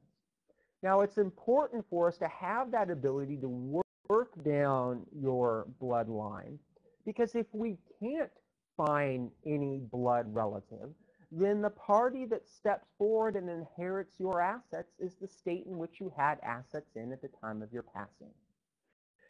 And typically, even if you don't care what's going to happen with your assets, the state generally won't use your funds to the best ability. And they might go to widen 1/10 of a highway, and that's it. And so, as opposed to doing nothing at all, what most people default to doing is they'll have a will. And a will is a document that's designed to do one thing and one thing only, and that's to transfer your assets upon death. It has no legal validity while you're alive. And a will is far superior than passing away intestate without doing anything, because at least with the will, you're able to dictate who you want your assets to go to. But there's an inherent downside when we have a will, and that since it doesn't go into effect until you pass away, what ends up happening is that somebody will pass away and they'll own assets in their own name. Well, what this requires us to do then in every single state, depending upon the value of the assets that you own, we have to open a formal legal process called probate. And probate is designed for one group, well, two groups. One primary group and then the other group. Primary protected people or class of individuals during a probate are your creditors. And then the second party that benefits from your probate is the attorney that's handling the probate. Because once we open this legal process, First and foremost, what we're doing when a person passes away is we have to prove that your will was valid at the time it was executed, that nobody held a gun to your head, and that the beneficiaries are, in fact, your true beneficiaries. Now, once we open this formal process, what we have to do at that point in time is we have to notify your known creditors and your unknown creditors. Well, how do we notify people that we don't even know exist? We have to publish notice. And when we publish notice when a person passes away, we say, hey, John Doe passed away. You have 3 months, 6 months, 9 months, depending upon the state statute, to bring a claim against this person's estate. If you don't bring the claim for your debt that they owe you within that window of opportunity, your claim is forever extinguished. And so what we're doing is we're inviting challenges in at that point in time. If I want to bring an action against somebody and I know that they're terminal, I'm not going to sue them while they're alive. As long as I'm not under a statute of limitations problem, I'm going to wait until they pass away and then sue their estate. And the reason is just in regards to simplicity for me as an attorney. If I bring a lawsuit and sue an individual while they're alive in a civil action, I'm waiting 18, 24 months to get in front of a court. But if I sue their estate, because probate's designed ultimately to be efficient in regards to settling disputes. So if I sue the estate, I can get in front of the probate court within a couple of months. The problem is that while these challenges and claims are going on against your estate, everything is frozen. No distributions are going to be occurring to your children or grandchildren for education expenses or living expenses. All assets are frozen. And so ultimately what ends up happening just on a national average is that your assets are going to be frozen through the probate process generally right around 18 months. And unfortunately there's a myth perpetuated by the legal field is that you need to go through probate.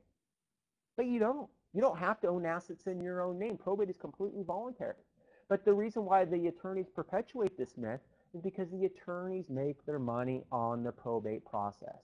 A will is a true loss leader in the legal field.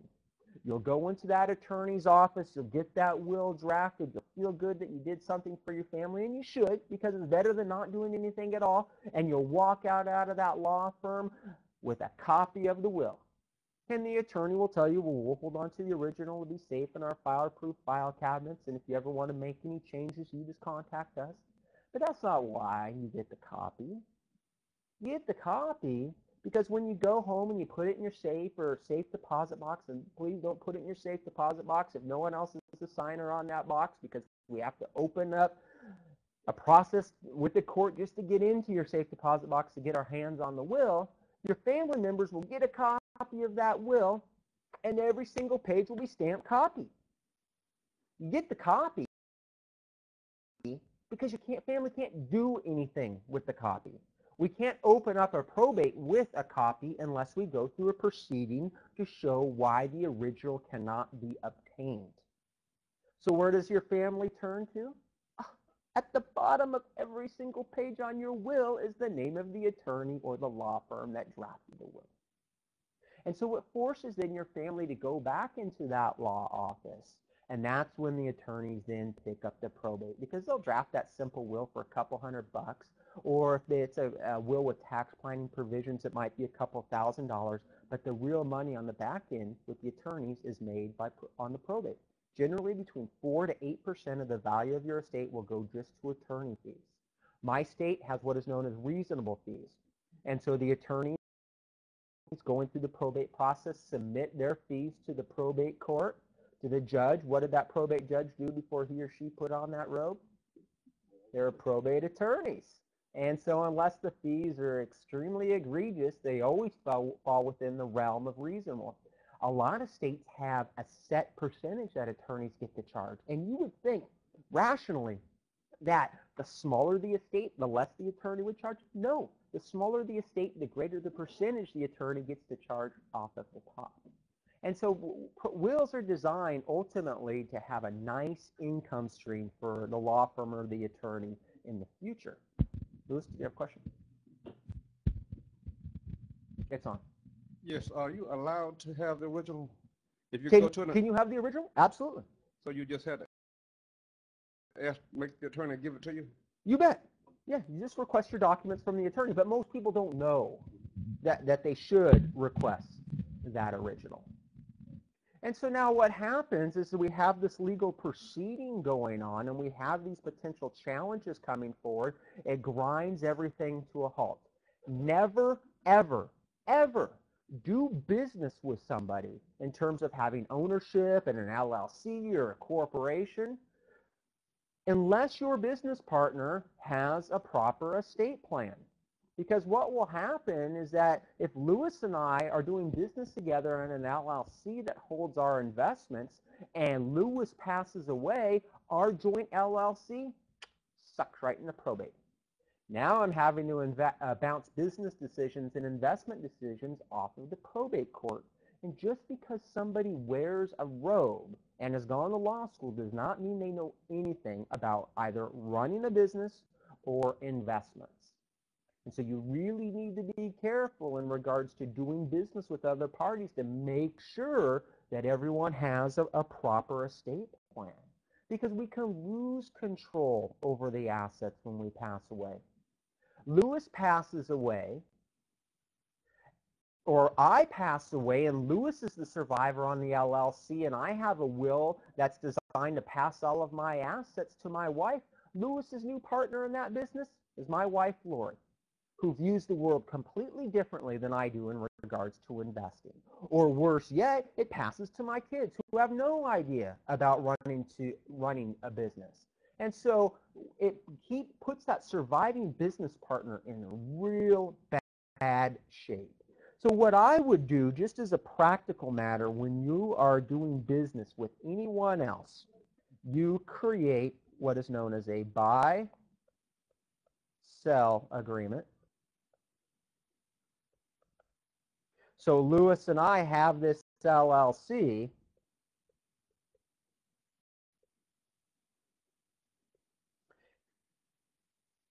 and I pass away.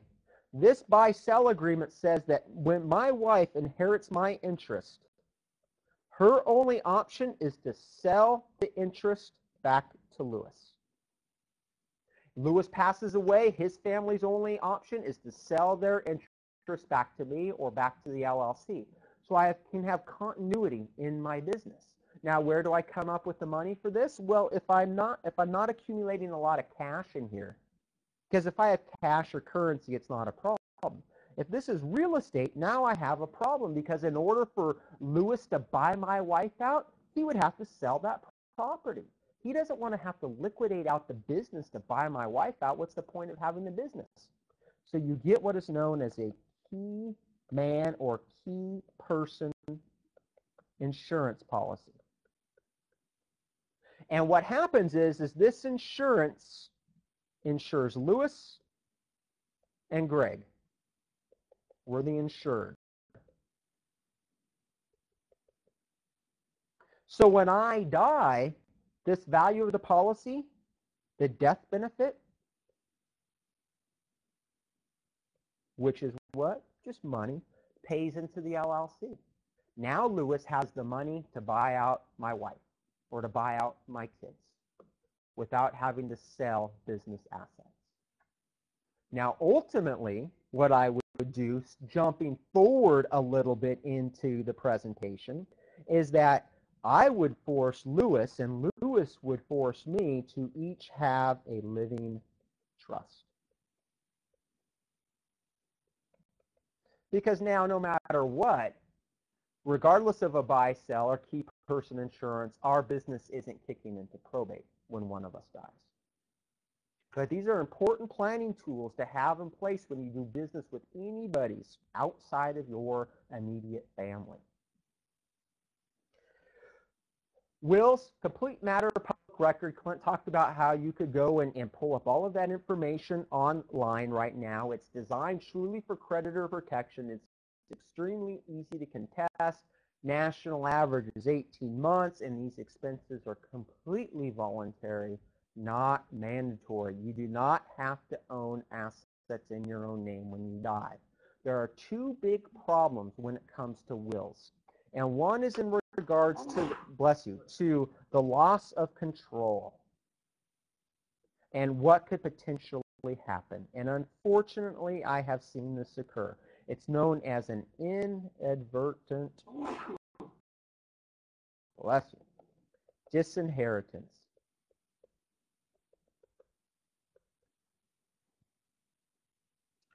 Husband, wife, kids. A simple will works like this.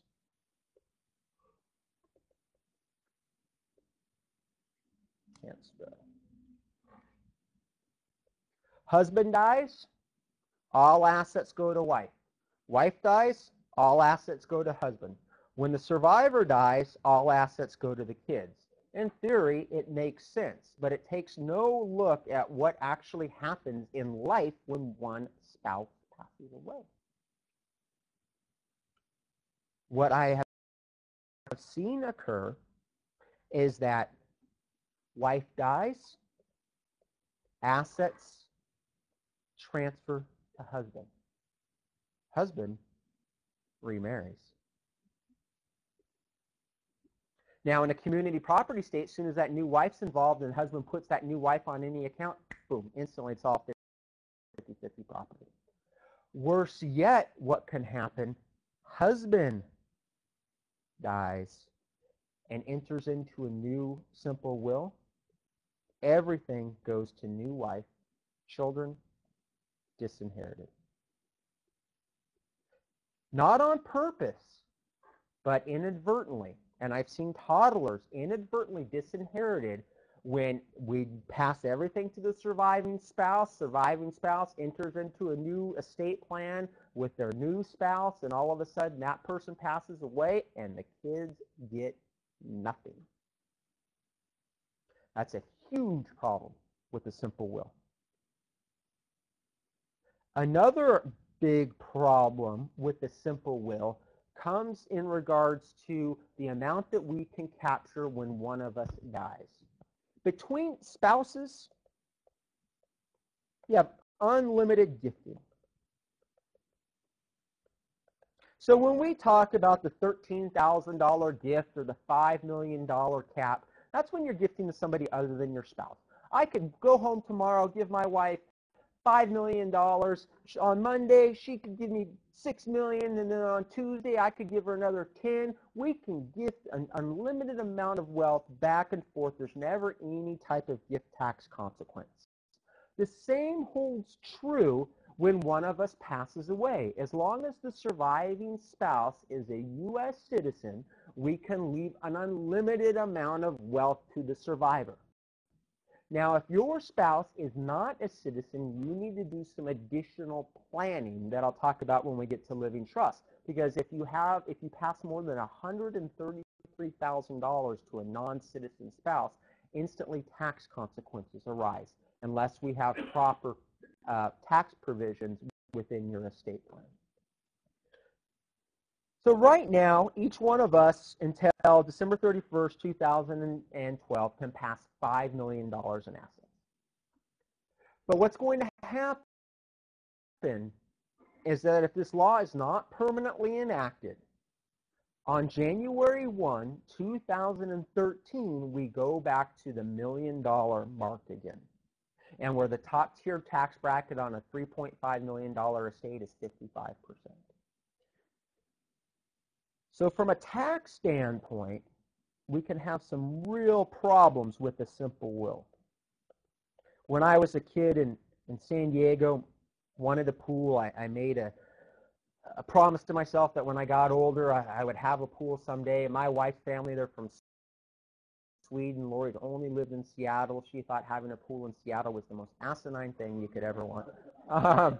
But many, many years ago, we were down in Tempe, Arizona, right outside of Phoenix, where Arizona State University is. 6 or 7 o'clock in the morning, very warm out already, and we were out at the pool.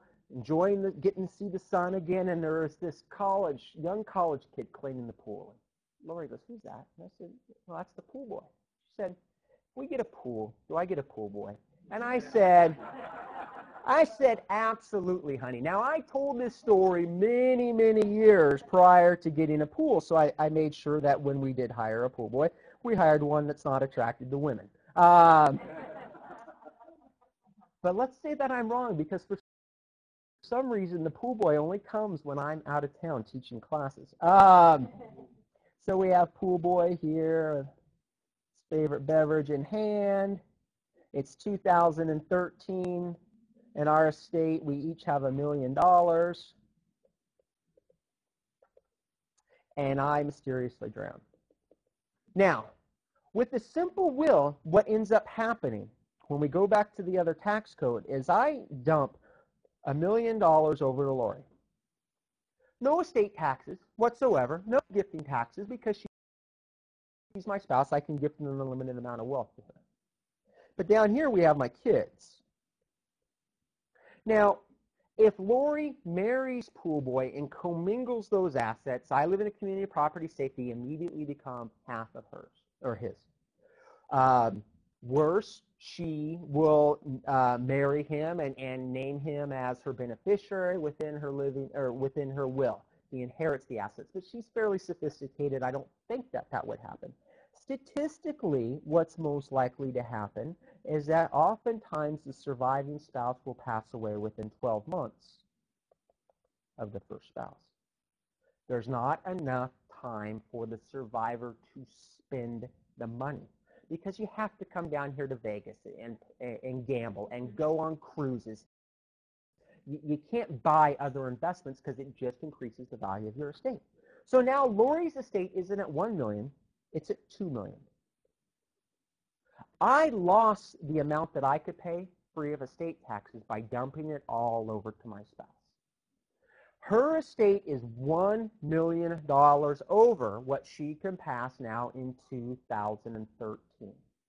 By not doing any tax planning within our estate plan, we have just voluntarily paid the federal government $435,000 in estate taxes. And that's a big hit for not doing any planning, because ultimately, who do I want this money to go? To my kids. They're 12 and 9. They need the money for later in life. But I've given a quarter of my assets away to the federal government because I didn't take advantage on the amount that I could maximize and set aside free of estate taxes when I died. And that's a mistake that happens quite a bit. So what we do first and foremost, just in regards to overall planning, is we want to bypass that maze, that rigmarole that the probate process is. And the way that we do that, you can do that in a couple of different ways. You can not own anything when you die because you've given it all away. You can fall into the trap of doing this, where you hold property as joint tenants with right of survivorship. Never hold assets with anyone other than potentially your spouse as joint tenants with right of survivorship. Because what would end up happening is that if Toby and I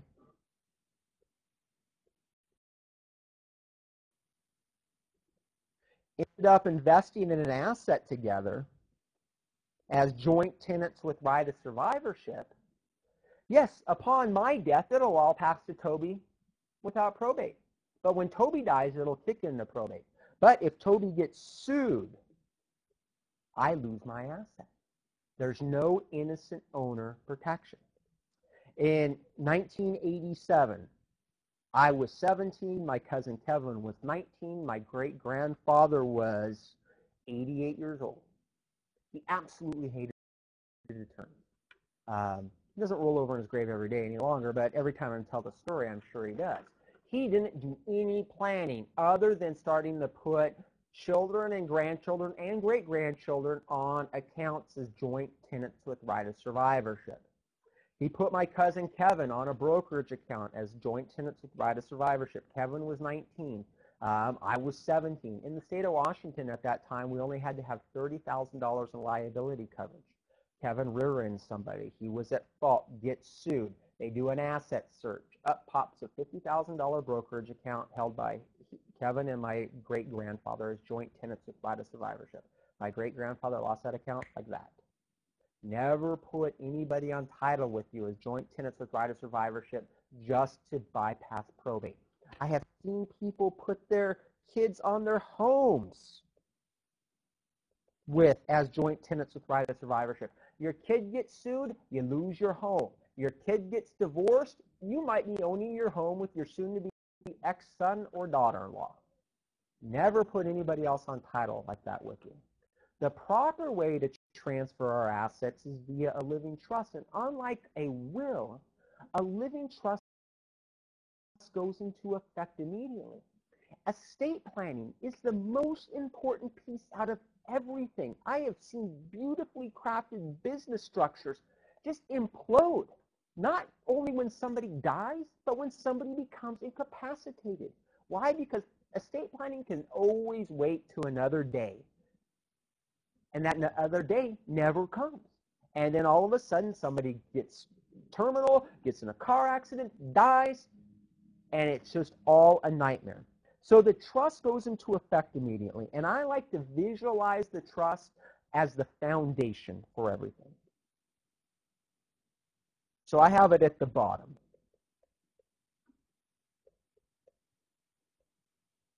When we have a trust, it's really a contract between three parties.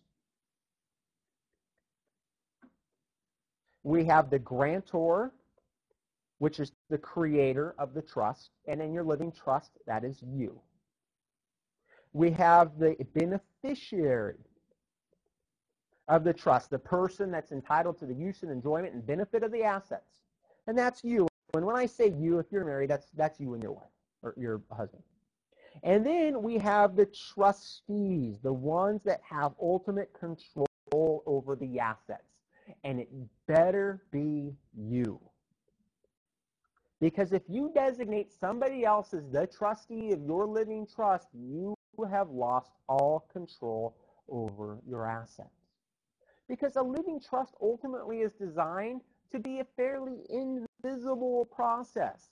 The only acknowledgement that I personally have that I have a living trust is that when my checking and savings account statements come to me on a monthly basis, they don't come to Greg and Lori. They come to Greg and Lori as trustees. When I receive my property tax statement on my home, it comes to Greg and Lori as trustees. Because all three of these are you, what a living trust is known as is a grantor trust. That means everything continues to report under your Social Security numbers. There are no additional tax returns.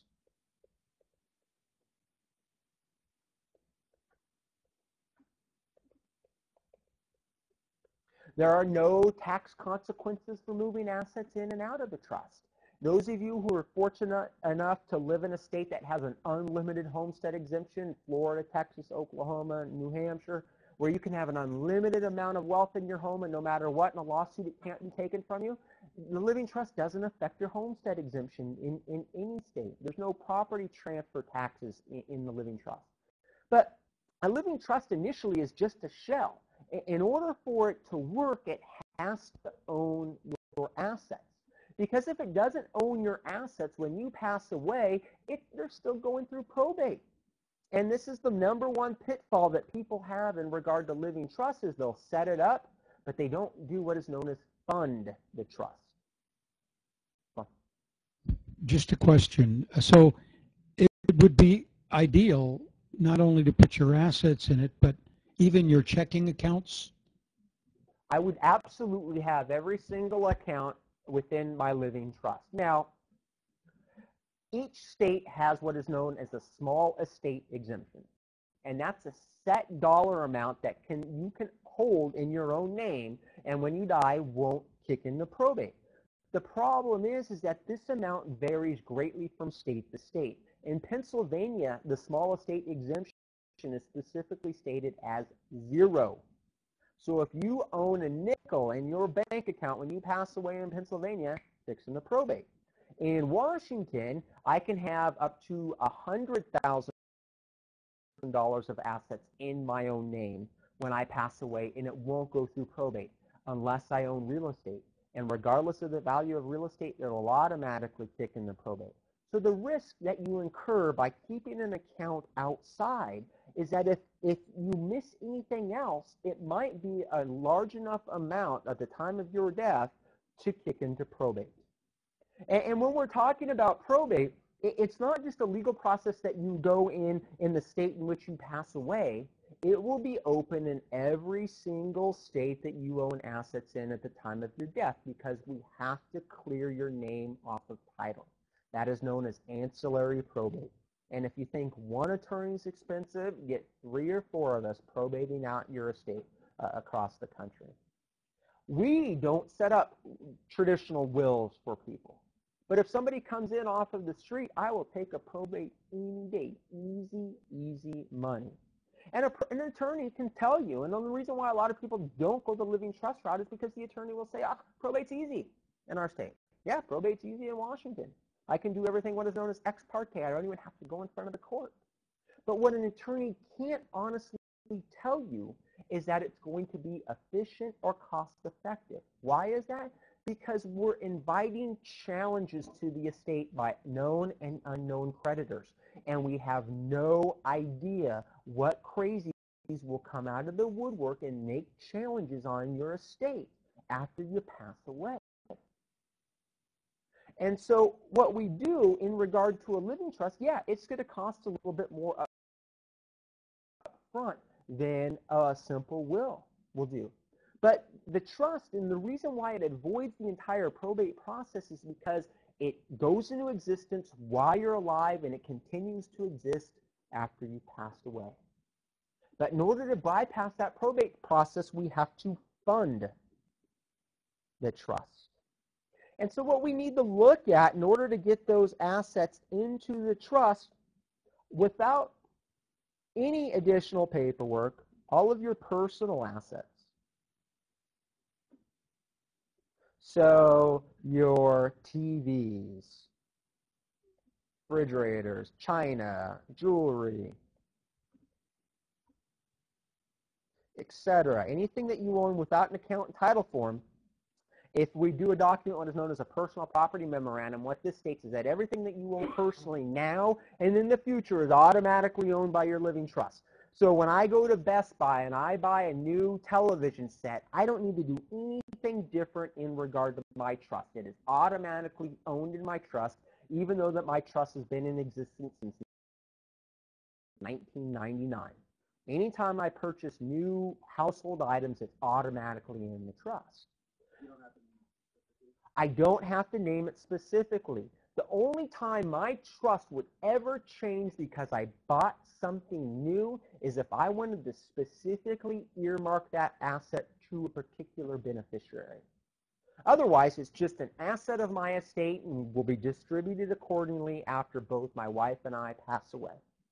But that's only a part of what it is that we own, because then we have accounts.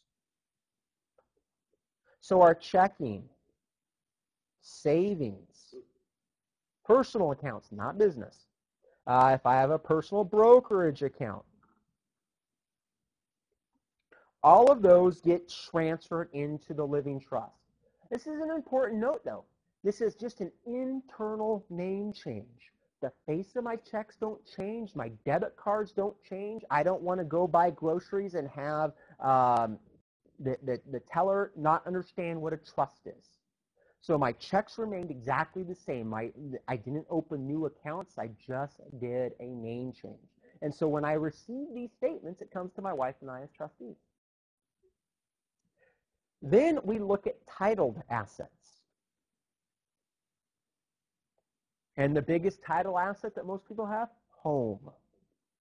So your home needs to be deeded into your living trust. Did you say airplane? Your airplane should, well, LLC, and then in your living trust. Your home, your vehicles. Well, hold on a second. If I put my cars in my living trust and I get in a car accident, doesn't that subject all my personal assets at risk? What do you guys think? Yeah. Okay, so what some attorneys will tell people, don't put your car in your living trust. Well, so I keep my car out of my living trust and I get in an accident. Are my assets protected in my living trust? No. A living trust provides absolutely no asset protection at all. It is not designed for asset protection. It's designed, if you become incapacitated, somebody can immediately step in on your behalf and oversee your assets and to pass your assets free of probate. It is not designed for, does not provide any additional asset protection while you're alive. The only exception in regards to vehicles is that if you live in Pennsylvania, there is a specific statute that prevents trusts from owning vehicles. So you have to keep your cars and trucks out of your living trust in Pennsylvania. Everywhere else, we're putting them in. Now, if you lease a car, that's a debt. That's not an asset, and so that just stays in that lease stays in your own name. Can you hand her the mic, please? I have a living trust, Mhm. and I put my home in it, Yes? and then my insurance, I had to ask for the trust to be an additional insured, Great point. Yes. and it cost like $148. Okay. Shouldn't have cost you anything because it's still you. But she had a great point is that when you put your home in your living trust, you don't want to have a way for potentially the insurance company to have an out if there's a flood or a fire. So you want to let the insurance company know that you transferred your property over to your living trust and to name your living trust as the additional insured. Now, what about if there's a mortgage on the property? Can the bank prevent you from transferring your home to the living trust?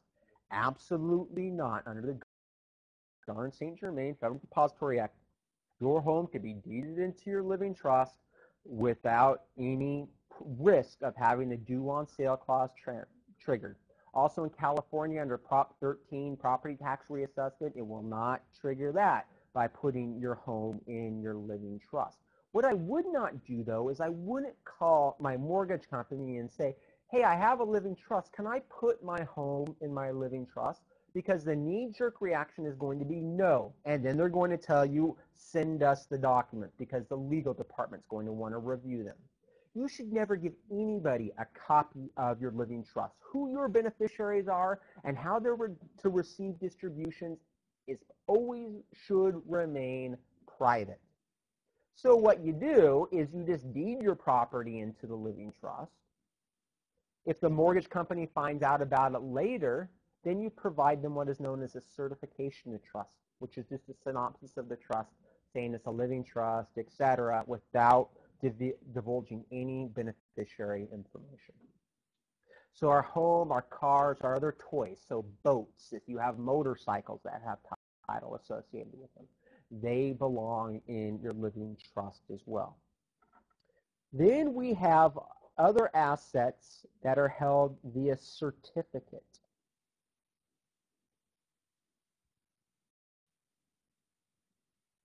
Now, what do you think those types of assets would be? Stocks, you bet. Stock in what? In Microsoft, that would be handled by my brokerage account, but what about stock in our own businesses? So if I set up a corporation, I have a corporation out here. What shows ownership in the corp? Stock, shares. So the shares or the stock of my business should be owned by my living trust. That way, when I pass away, my business can pass to my children without any type of court involvement. Now, LLCs and limited partnerships, we don't show ownership by stock. With our LLCs, it's our units. Just like a stock certificate, it's just called a unit. But our living trust should own the LLC, which is important because for a good majority of the people viewing this event, do not live in Nevada, but they're probably going to be setting up Nevada entities. So you want to make sure that if you live in Georgia and you set up an LLC in Nevada, that you don't have a probate problem in Georgia and in Nevada. So your living trust would own your Nevada LLC or any other business entity that you set up. So we get our asset protection ultimately from our business entities. And that all ties in that the living trust will own all of the different types of businesses that we have. Now, there's another type of asset that a lot of us will have, and that is in regards to contracts. And contract assets pass free of probate. And the most common contract asset that almost everyone has, retirement accounts and life insurance. These assets will pass to your beneficiaries free of probate, but you want to make sure that you look at your beneficiary designations in your paperwork, because occasionally I will see financial planners put your estate down as the beneficiary. If they do that, we took this asset that would not go through probate and throw it into probate. So in regards to our life insurance and our retirement accounts, generally the trust will ultimately be the contingent or secondary beneficiary. Definitely with life insurance, the retirement accounts are going to depend upon the ages of your beneficiaries and the type of retirement accounts, but they can potentially all fit in. So the trust is the all-inclusive entity that owns everything, and it's really just you. You conduct your life in the exact same way that you do now when you have that living trust in place. Nothing changes other than the initial legwork to get all of these assets into the living trust. And you want to sell your home, you still capture your $250,000 capital gain exemption. You buy a new home, it just goes into the trust. You buy a new car, it just goes into the trust. And so the trust remains very flexible and viable over time. And if the only way that we can avoid the probate process is for your trust to actually own those assets. Now, the main focus typically is in regards to estate planning is that, well, what happens when we die? Well, the trust is designed to pass our assets. But also, extremely important is what happens when we become incapacitated. Because your trust can be structured in a way to dictate your level of care. Just because we're living longer doesn't necessarily mean we're living better. And we each have our own idea on how we want to be cared for. Statistically right now, what they're saying is that 74% of the population will end up in some type of long-term care facility before they die. And you want to plan potentially for that contingency. One of my very first clients, back in '97, gentleman named Chuck. Chuck had just been diagnosed with early onset of Alzheimer's. Didn't have any kids. He knew it was only a matter of time before he was going to go into an institution. His joy in life was going to the horse races. So we put in his trust that at least once a month during racing season, his trustee would take him to Emerald Downs, which is the horse racing track up where we live, on a monthly basis. And I got to know his trustee very well over the years. And he said something I'll never forget. I said, do you think Chuck even knows he's at the track any longer? And he said, I don't know, but it's his money, and he's getting to spend it how he wanted to spend it, which is absolutely right. There is no way we could have removed Chuck from that nursing home to do anything, let alone to go to the track, if we didn't have that trust in place. And so you're able to dictate that you want to remain in your home and choose your own level of care. Don't let the state dictate that for you, because they have a different view in regards to what appropriate care is. And that happens within our trust. If we become incapacitated, right now, if you don't have a trust, the only way somebody can act on your behalf is if they have a power of attorney.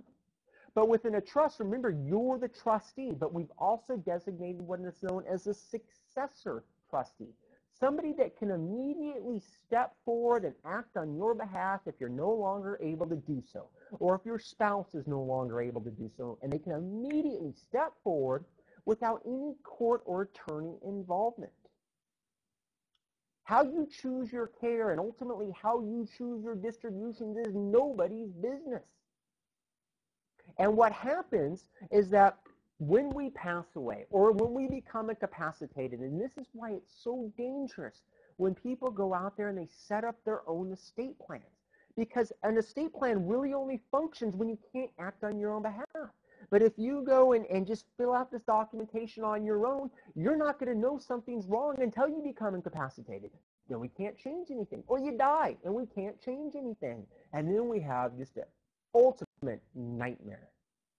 So an estate plan is so essential not to go the kit route. Have one properly drafted for you.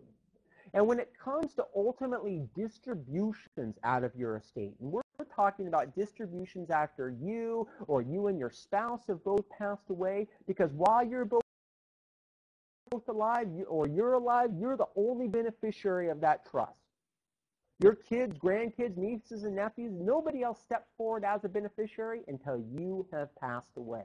So what that means is that whether or not you're acting on your own behalf because of your mental capabilities, those assets always have to be used on your behalf. And there are very strict fiduciary laws in states placed in regards to how those assets are held and used for you. You dictate all of that level of care. And in regard to the distribution of your assets, the sky is the limit. If you can think about it, I've either drafted it for somebody or I've talked somebody out of it. Because we have full control to have it be as simple or as complex as we want to have it.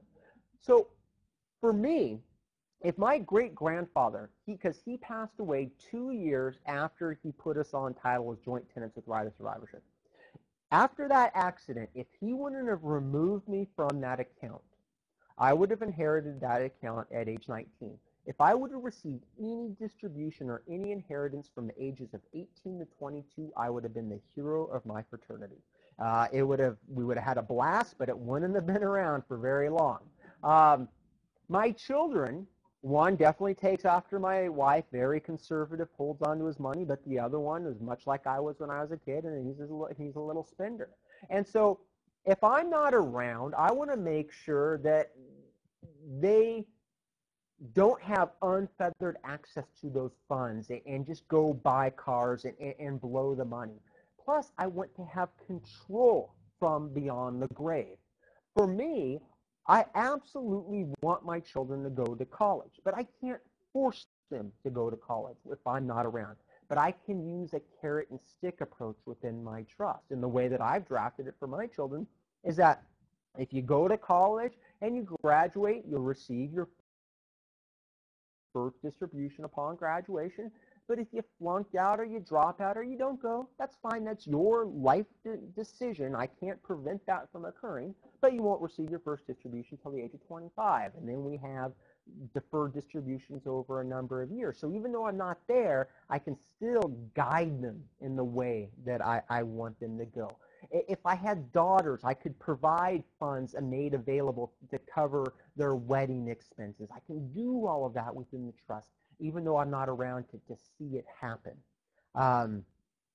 I can love my children the same, but I can treat them very differently in regards to how distributions occur. They don't necessarily get the funds at the same ages, especially as they get older and they develop more and more into their own people. I might not want them to both receive the funds at the same age across the board. If you have a special needs beneficiary, the worst thing you can do is not do any planning at all. Because if you don't do any planning, then they're going to inherit either via intestacy or via your will. And what ends up happening is when we have a beneficiary that's receiving some type of state or federal support because of their special needs, that inheritance can disqualify them for the support that they're receiving. And so what people used to do is they used to disinherit those special needs children or beneficiaries, so they would remain in compliance and be able to receive those funds. But you don't have to do that. Within your living trust, we can draft special needs provisions. So upon your passing, that child or that beneficiary share goes into a special needs trust. And then the money's held on their behalf in a way that doesn't disqualify them from any type of support. We can protect our beneficiaries from themselves, especially when they're younger. If you have anyone in your life that would be a potential beneficiary and you suspect or you know that they have a substance abuse problem, you should protect that person from themselves. I've had 3 beneficiaries pass away because of substance abuse problems. The last one was the hardest. I mean, it's always sad, but the last one affected me the most because Mom was a relatively young mother. She was 39. She had 3 children. Her oldest son was 19 years old at that point in time, in round number 5 rehab for heroin. And he had been in rehab at that point in time for 3 or 4 months. It was a very extended, long program. And we sat down and said, let's put drug testing provisions in there for your kids. She goes, no, he's doing great. He's doing great this time. And I said, great. Let's put drug tests in there, because if he is doing good, he would be eligible for distribution. But if he tests dirty, then the funds would be withheld and we could use it for another round of rehab, or you can disinherit. You can do whatever you want. He doesn't pass the drug test. No, I don't want to treat him any differently. And I said, okay, well, let's test all the kids. Well, no, we don't need to be that extreme, because her daughter was 9 and her other son was 13. So ultimately what happens? She doesn't do anything. No idea that within 18 months she's going to be killed in a car accident on the freeway. 17 days after her oldest son received those funds, his 12-year-old sister found him dead with a needle in his arm. Now, would he be OD'd anyways? Maybe, but at least we could have prevented him from having an unlimited source of income to buy his dope and to have his daughter find him dead within a few months of his mother. That was a tough one. So we can do that type of planning in the trust. And the beauty about the trust is that it's flexible over time. Situations change. We can modify, amend the trust to go with changing life circumstances, not only for us, but potentially for the people that will inherit after we pass away. Properly drafted, a living trust will minimize our estate taxes. Going back to Lori and the pool boy, what would happen in our situation? And I always have to say that I'm the first to die. The other presentations, I have slides where I'm passing away, because when my wife saw me putting the presentation together, she laughed and said, if I have an inkling that I'm sick, I'm taking you out before me. So I know that I will be the first to pass away. So Lori and I have a living trust. It's what is known as an AB trust, which means we conduct our life just like we do right now. But when I die, what happens is that my half of the trust becomes irrevocable. This new trust is created, so we have a trust that splits into 2 portions. Lori, she's still the trustee over her portion and my portion. We're not relinquishing any type of control for the surviving spouse. But now we have restrictions, because she's going to receive income for life. This isn't done to punish her. I want her to be supported and continue to live in the manner she's become accustomed to. But what I want to prevent is that if she gets remarried, or if she gets sued, or has creditor problems, no one can reach into my half of the trust. Now we have the asset protection. If anything goes wrong with that surviving spouse, ultimately these funds are held for my children. Now, they don't inherit these funds until my wife passes away. So then upon her passing, what ends up happening is that Since my half became irrevocable, I set aside the $1 million that I could have. Lori passes away. Her estate is at $1 million. The $1 million goes down to the kids. 0 estate taxes for her. My $1 million, or the growth on the original $1 million, goes down to the children along structured distribution. No estate taxes. Just by doing very simple planning, I've saved $435,000 in federal estate taxes. Never mind the state estate taxes that we would be saving as well. Very, very simple planning. And it can, in theory, it could all be distributed the very next day. But in the reality is there's situations where we don't want our beneficiaries to receive these funds right away. And pretty much the sky is ultimately the limit. You dictate what happens to your assets. There is a home on Lake Washington up in Seattle where the only occupants for going on 6 years now have been 2 cats. My client wanted to ensure that her cats continued to live in the manner that they had become accustomed to. Fair enough. Who is the trustee, the one that's the successor that cares for the cats? She said, that would be my nephew. And I said, okay. Who inherits after the cats pass away? Well, that would be my nephew. So I had this vision of this size 12 coming down on poor little Snowball and Tinkerbell. And I expressed my concern to her, because if we have a trustee that has an incentive for these cats to die, we have a problem. So we put in her trust that if her cat shall die of non-natural causes, half of her estate is going to the King County Humane Society and the other half is going to the ASPCA. These cats are so well cared for. He is so afraid something's going to happen to him. And you can do these types of things. But a trust doesn't operate in a vacuum.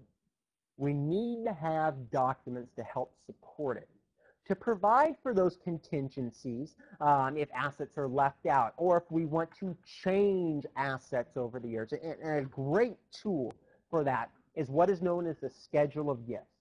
Because when your trust is initially drafted, we'll generally be having percentages or dollar amounts of assets going to beneficiaries.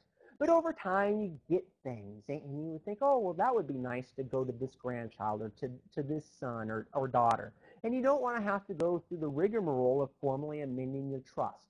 That's where the schedule of gifts comes in, because it's incorporated by reference to the trust. And so what it gives you the ability to do over the years is to list out your personal items that you would want to go to particular people.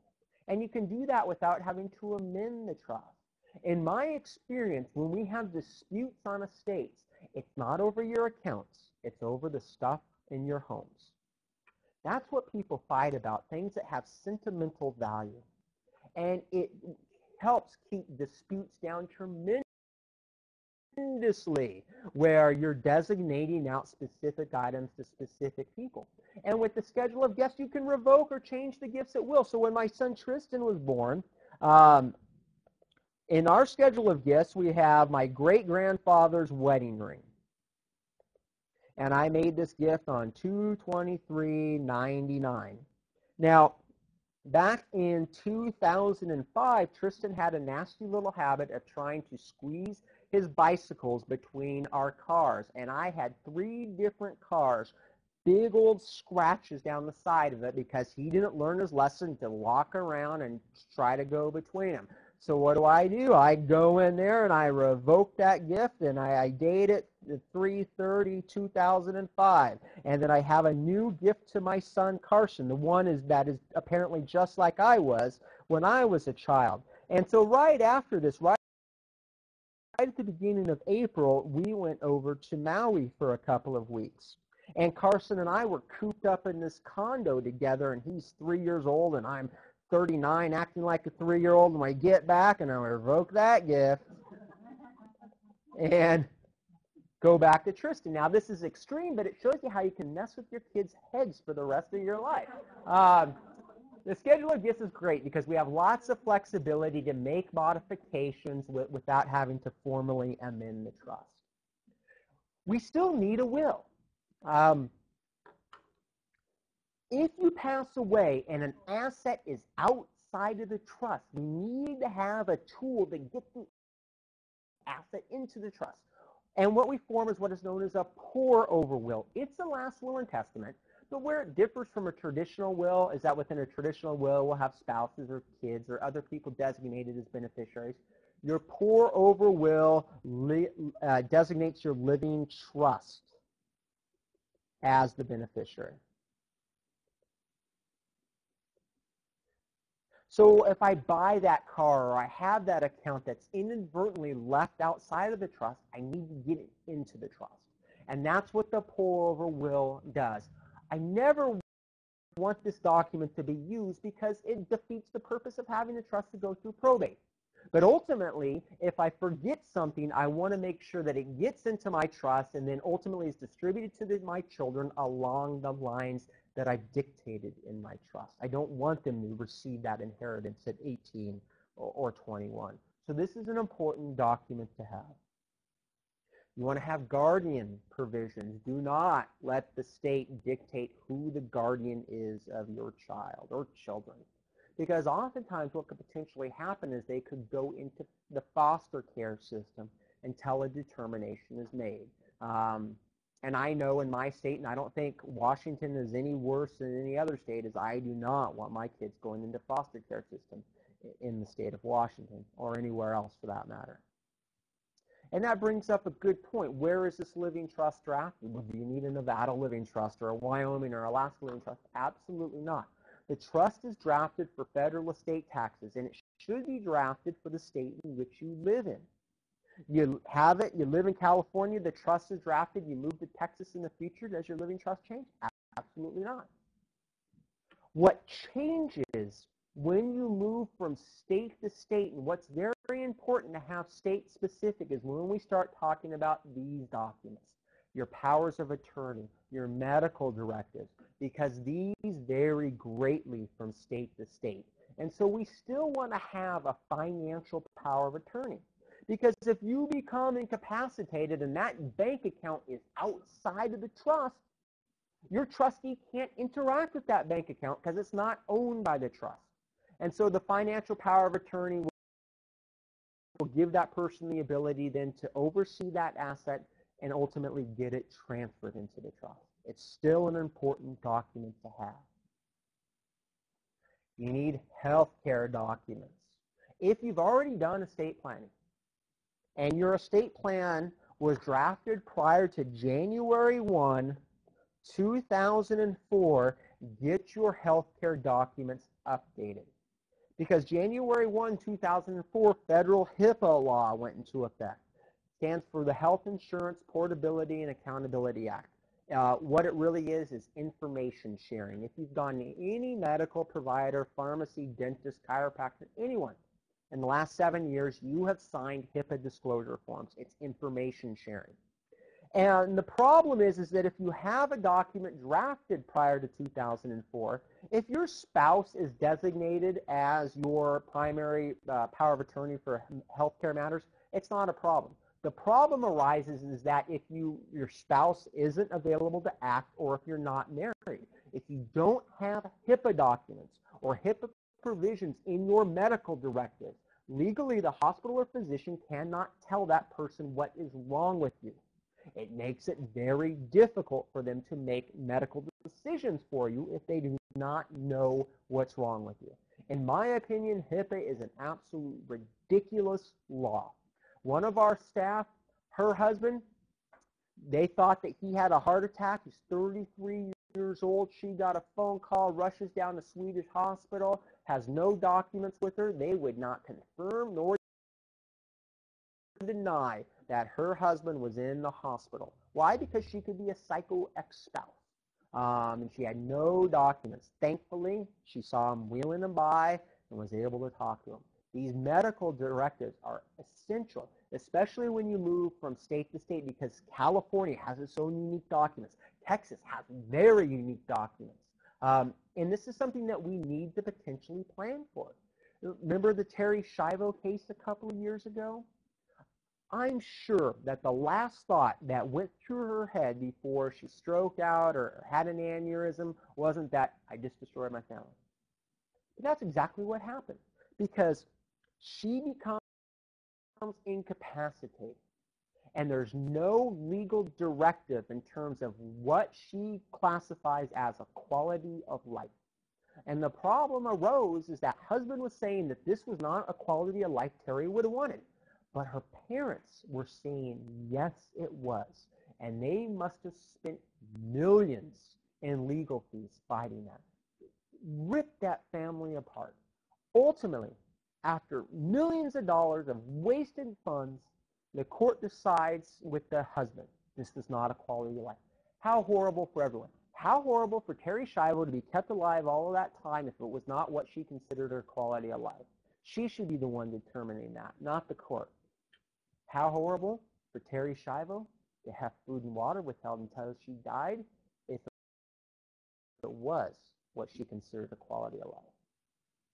Problem was, no one knew.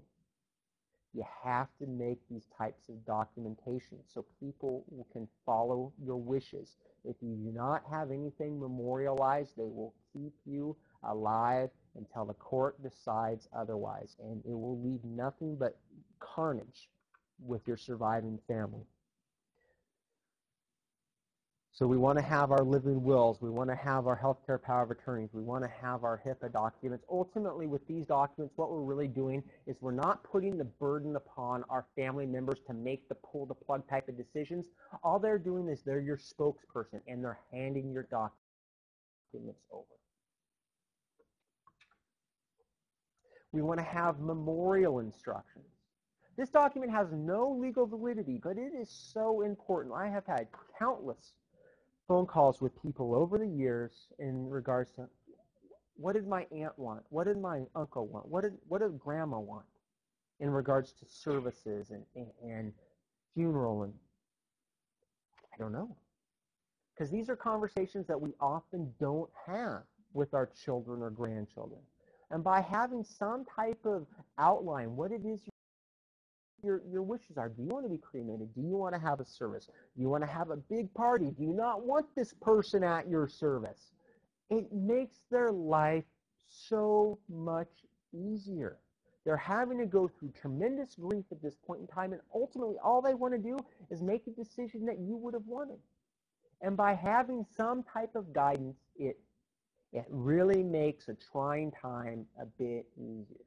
And having this estate plan is really ultimately what it's about, to take what it is that we've built now and be able to pass it along or spend it as we want to while we're alive.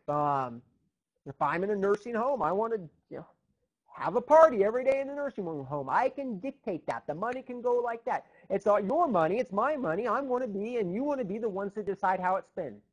And if we want to leave it, great. If we don't, great. It's our funds. Don't let anybody else dictate what happens to our funds and how people are to receive our funds. And the trust ties it all in together. Pre-RV, post-RV, it doesn't matter. The trust is the most important planning tool that there is. And on that note, guys, we have covered a lot. And what's going to be happening is that we're going to be putting this on a DVD, and we'll be sending it out to you. And you guys here will get the DVD as well. We've been saving the chat logs. I'm going to go through and just put the appropriate questions in there, and we'll be emailing that as well to you. Anytime you guys have questions, you're wanting to move forward, don't hesitate to contact us. This is an exciting time. Myself and Clint and Toby and Michael, we're all active investors as well, and our fingers are crossed just as much as yours are, and so we want to see this happen tomorrow just like everybody else does. So we wish you the best of success in your investing, and we look forward to working with you. Those of you who haven't become our clients, we look forward to working with you as well, and have a safe trip home, and definitely watch this a lot because we'll be gleaning more and more information. Look forward to seeing you all in San Francisco. So, thank you. Thanks. So how do we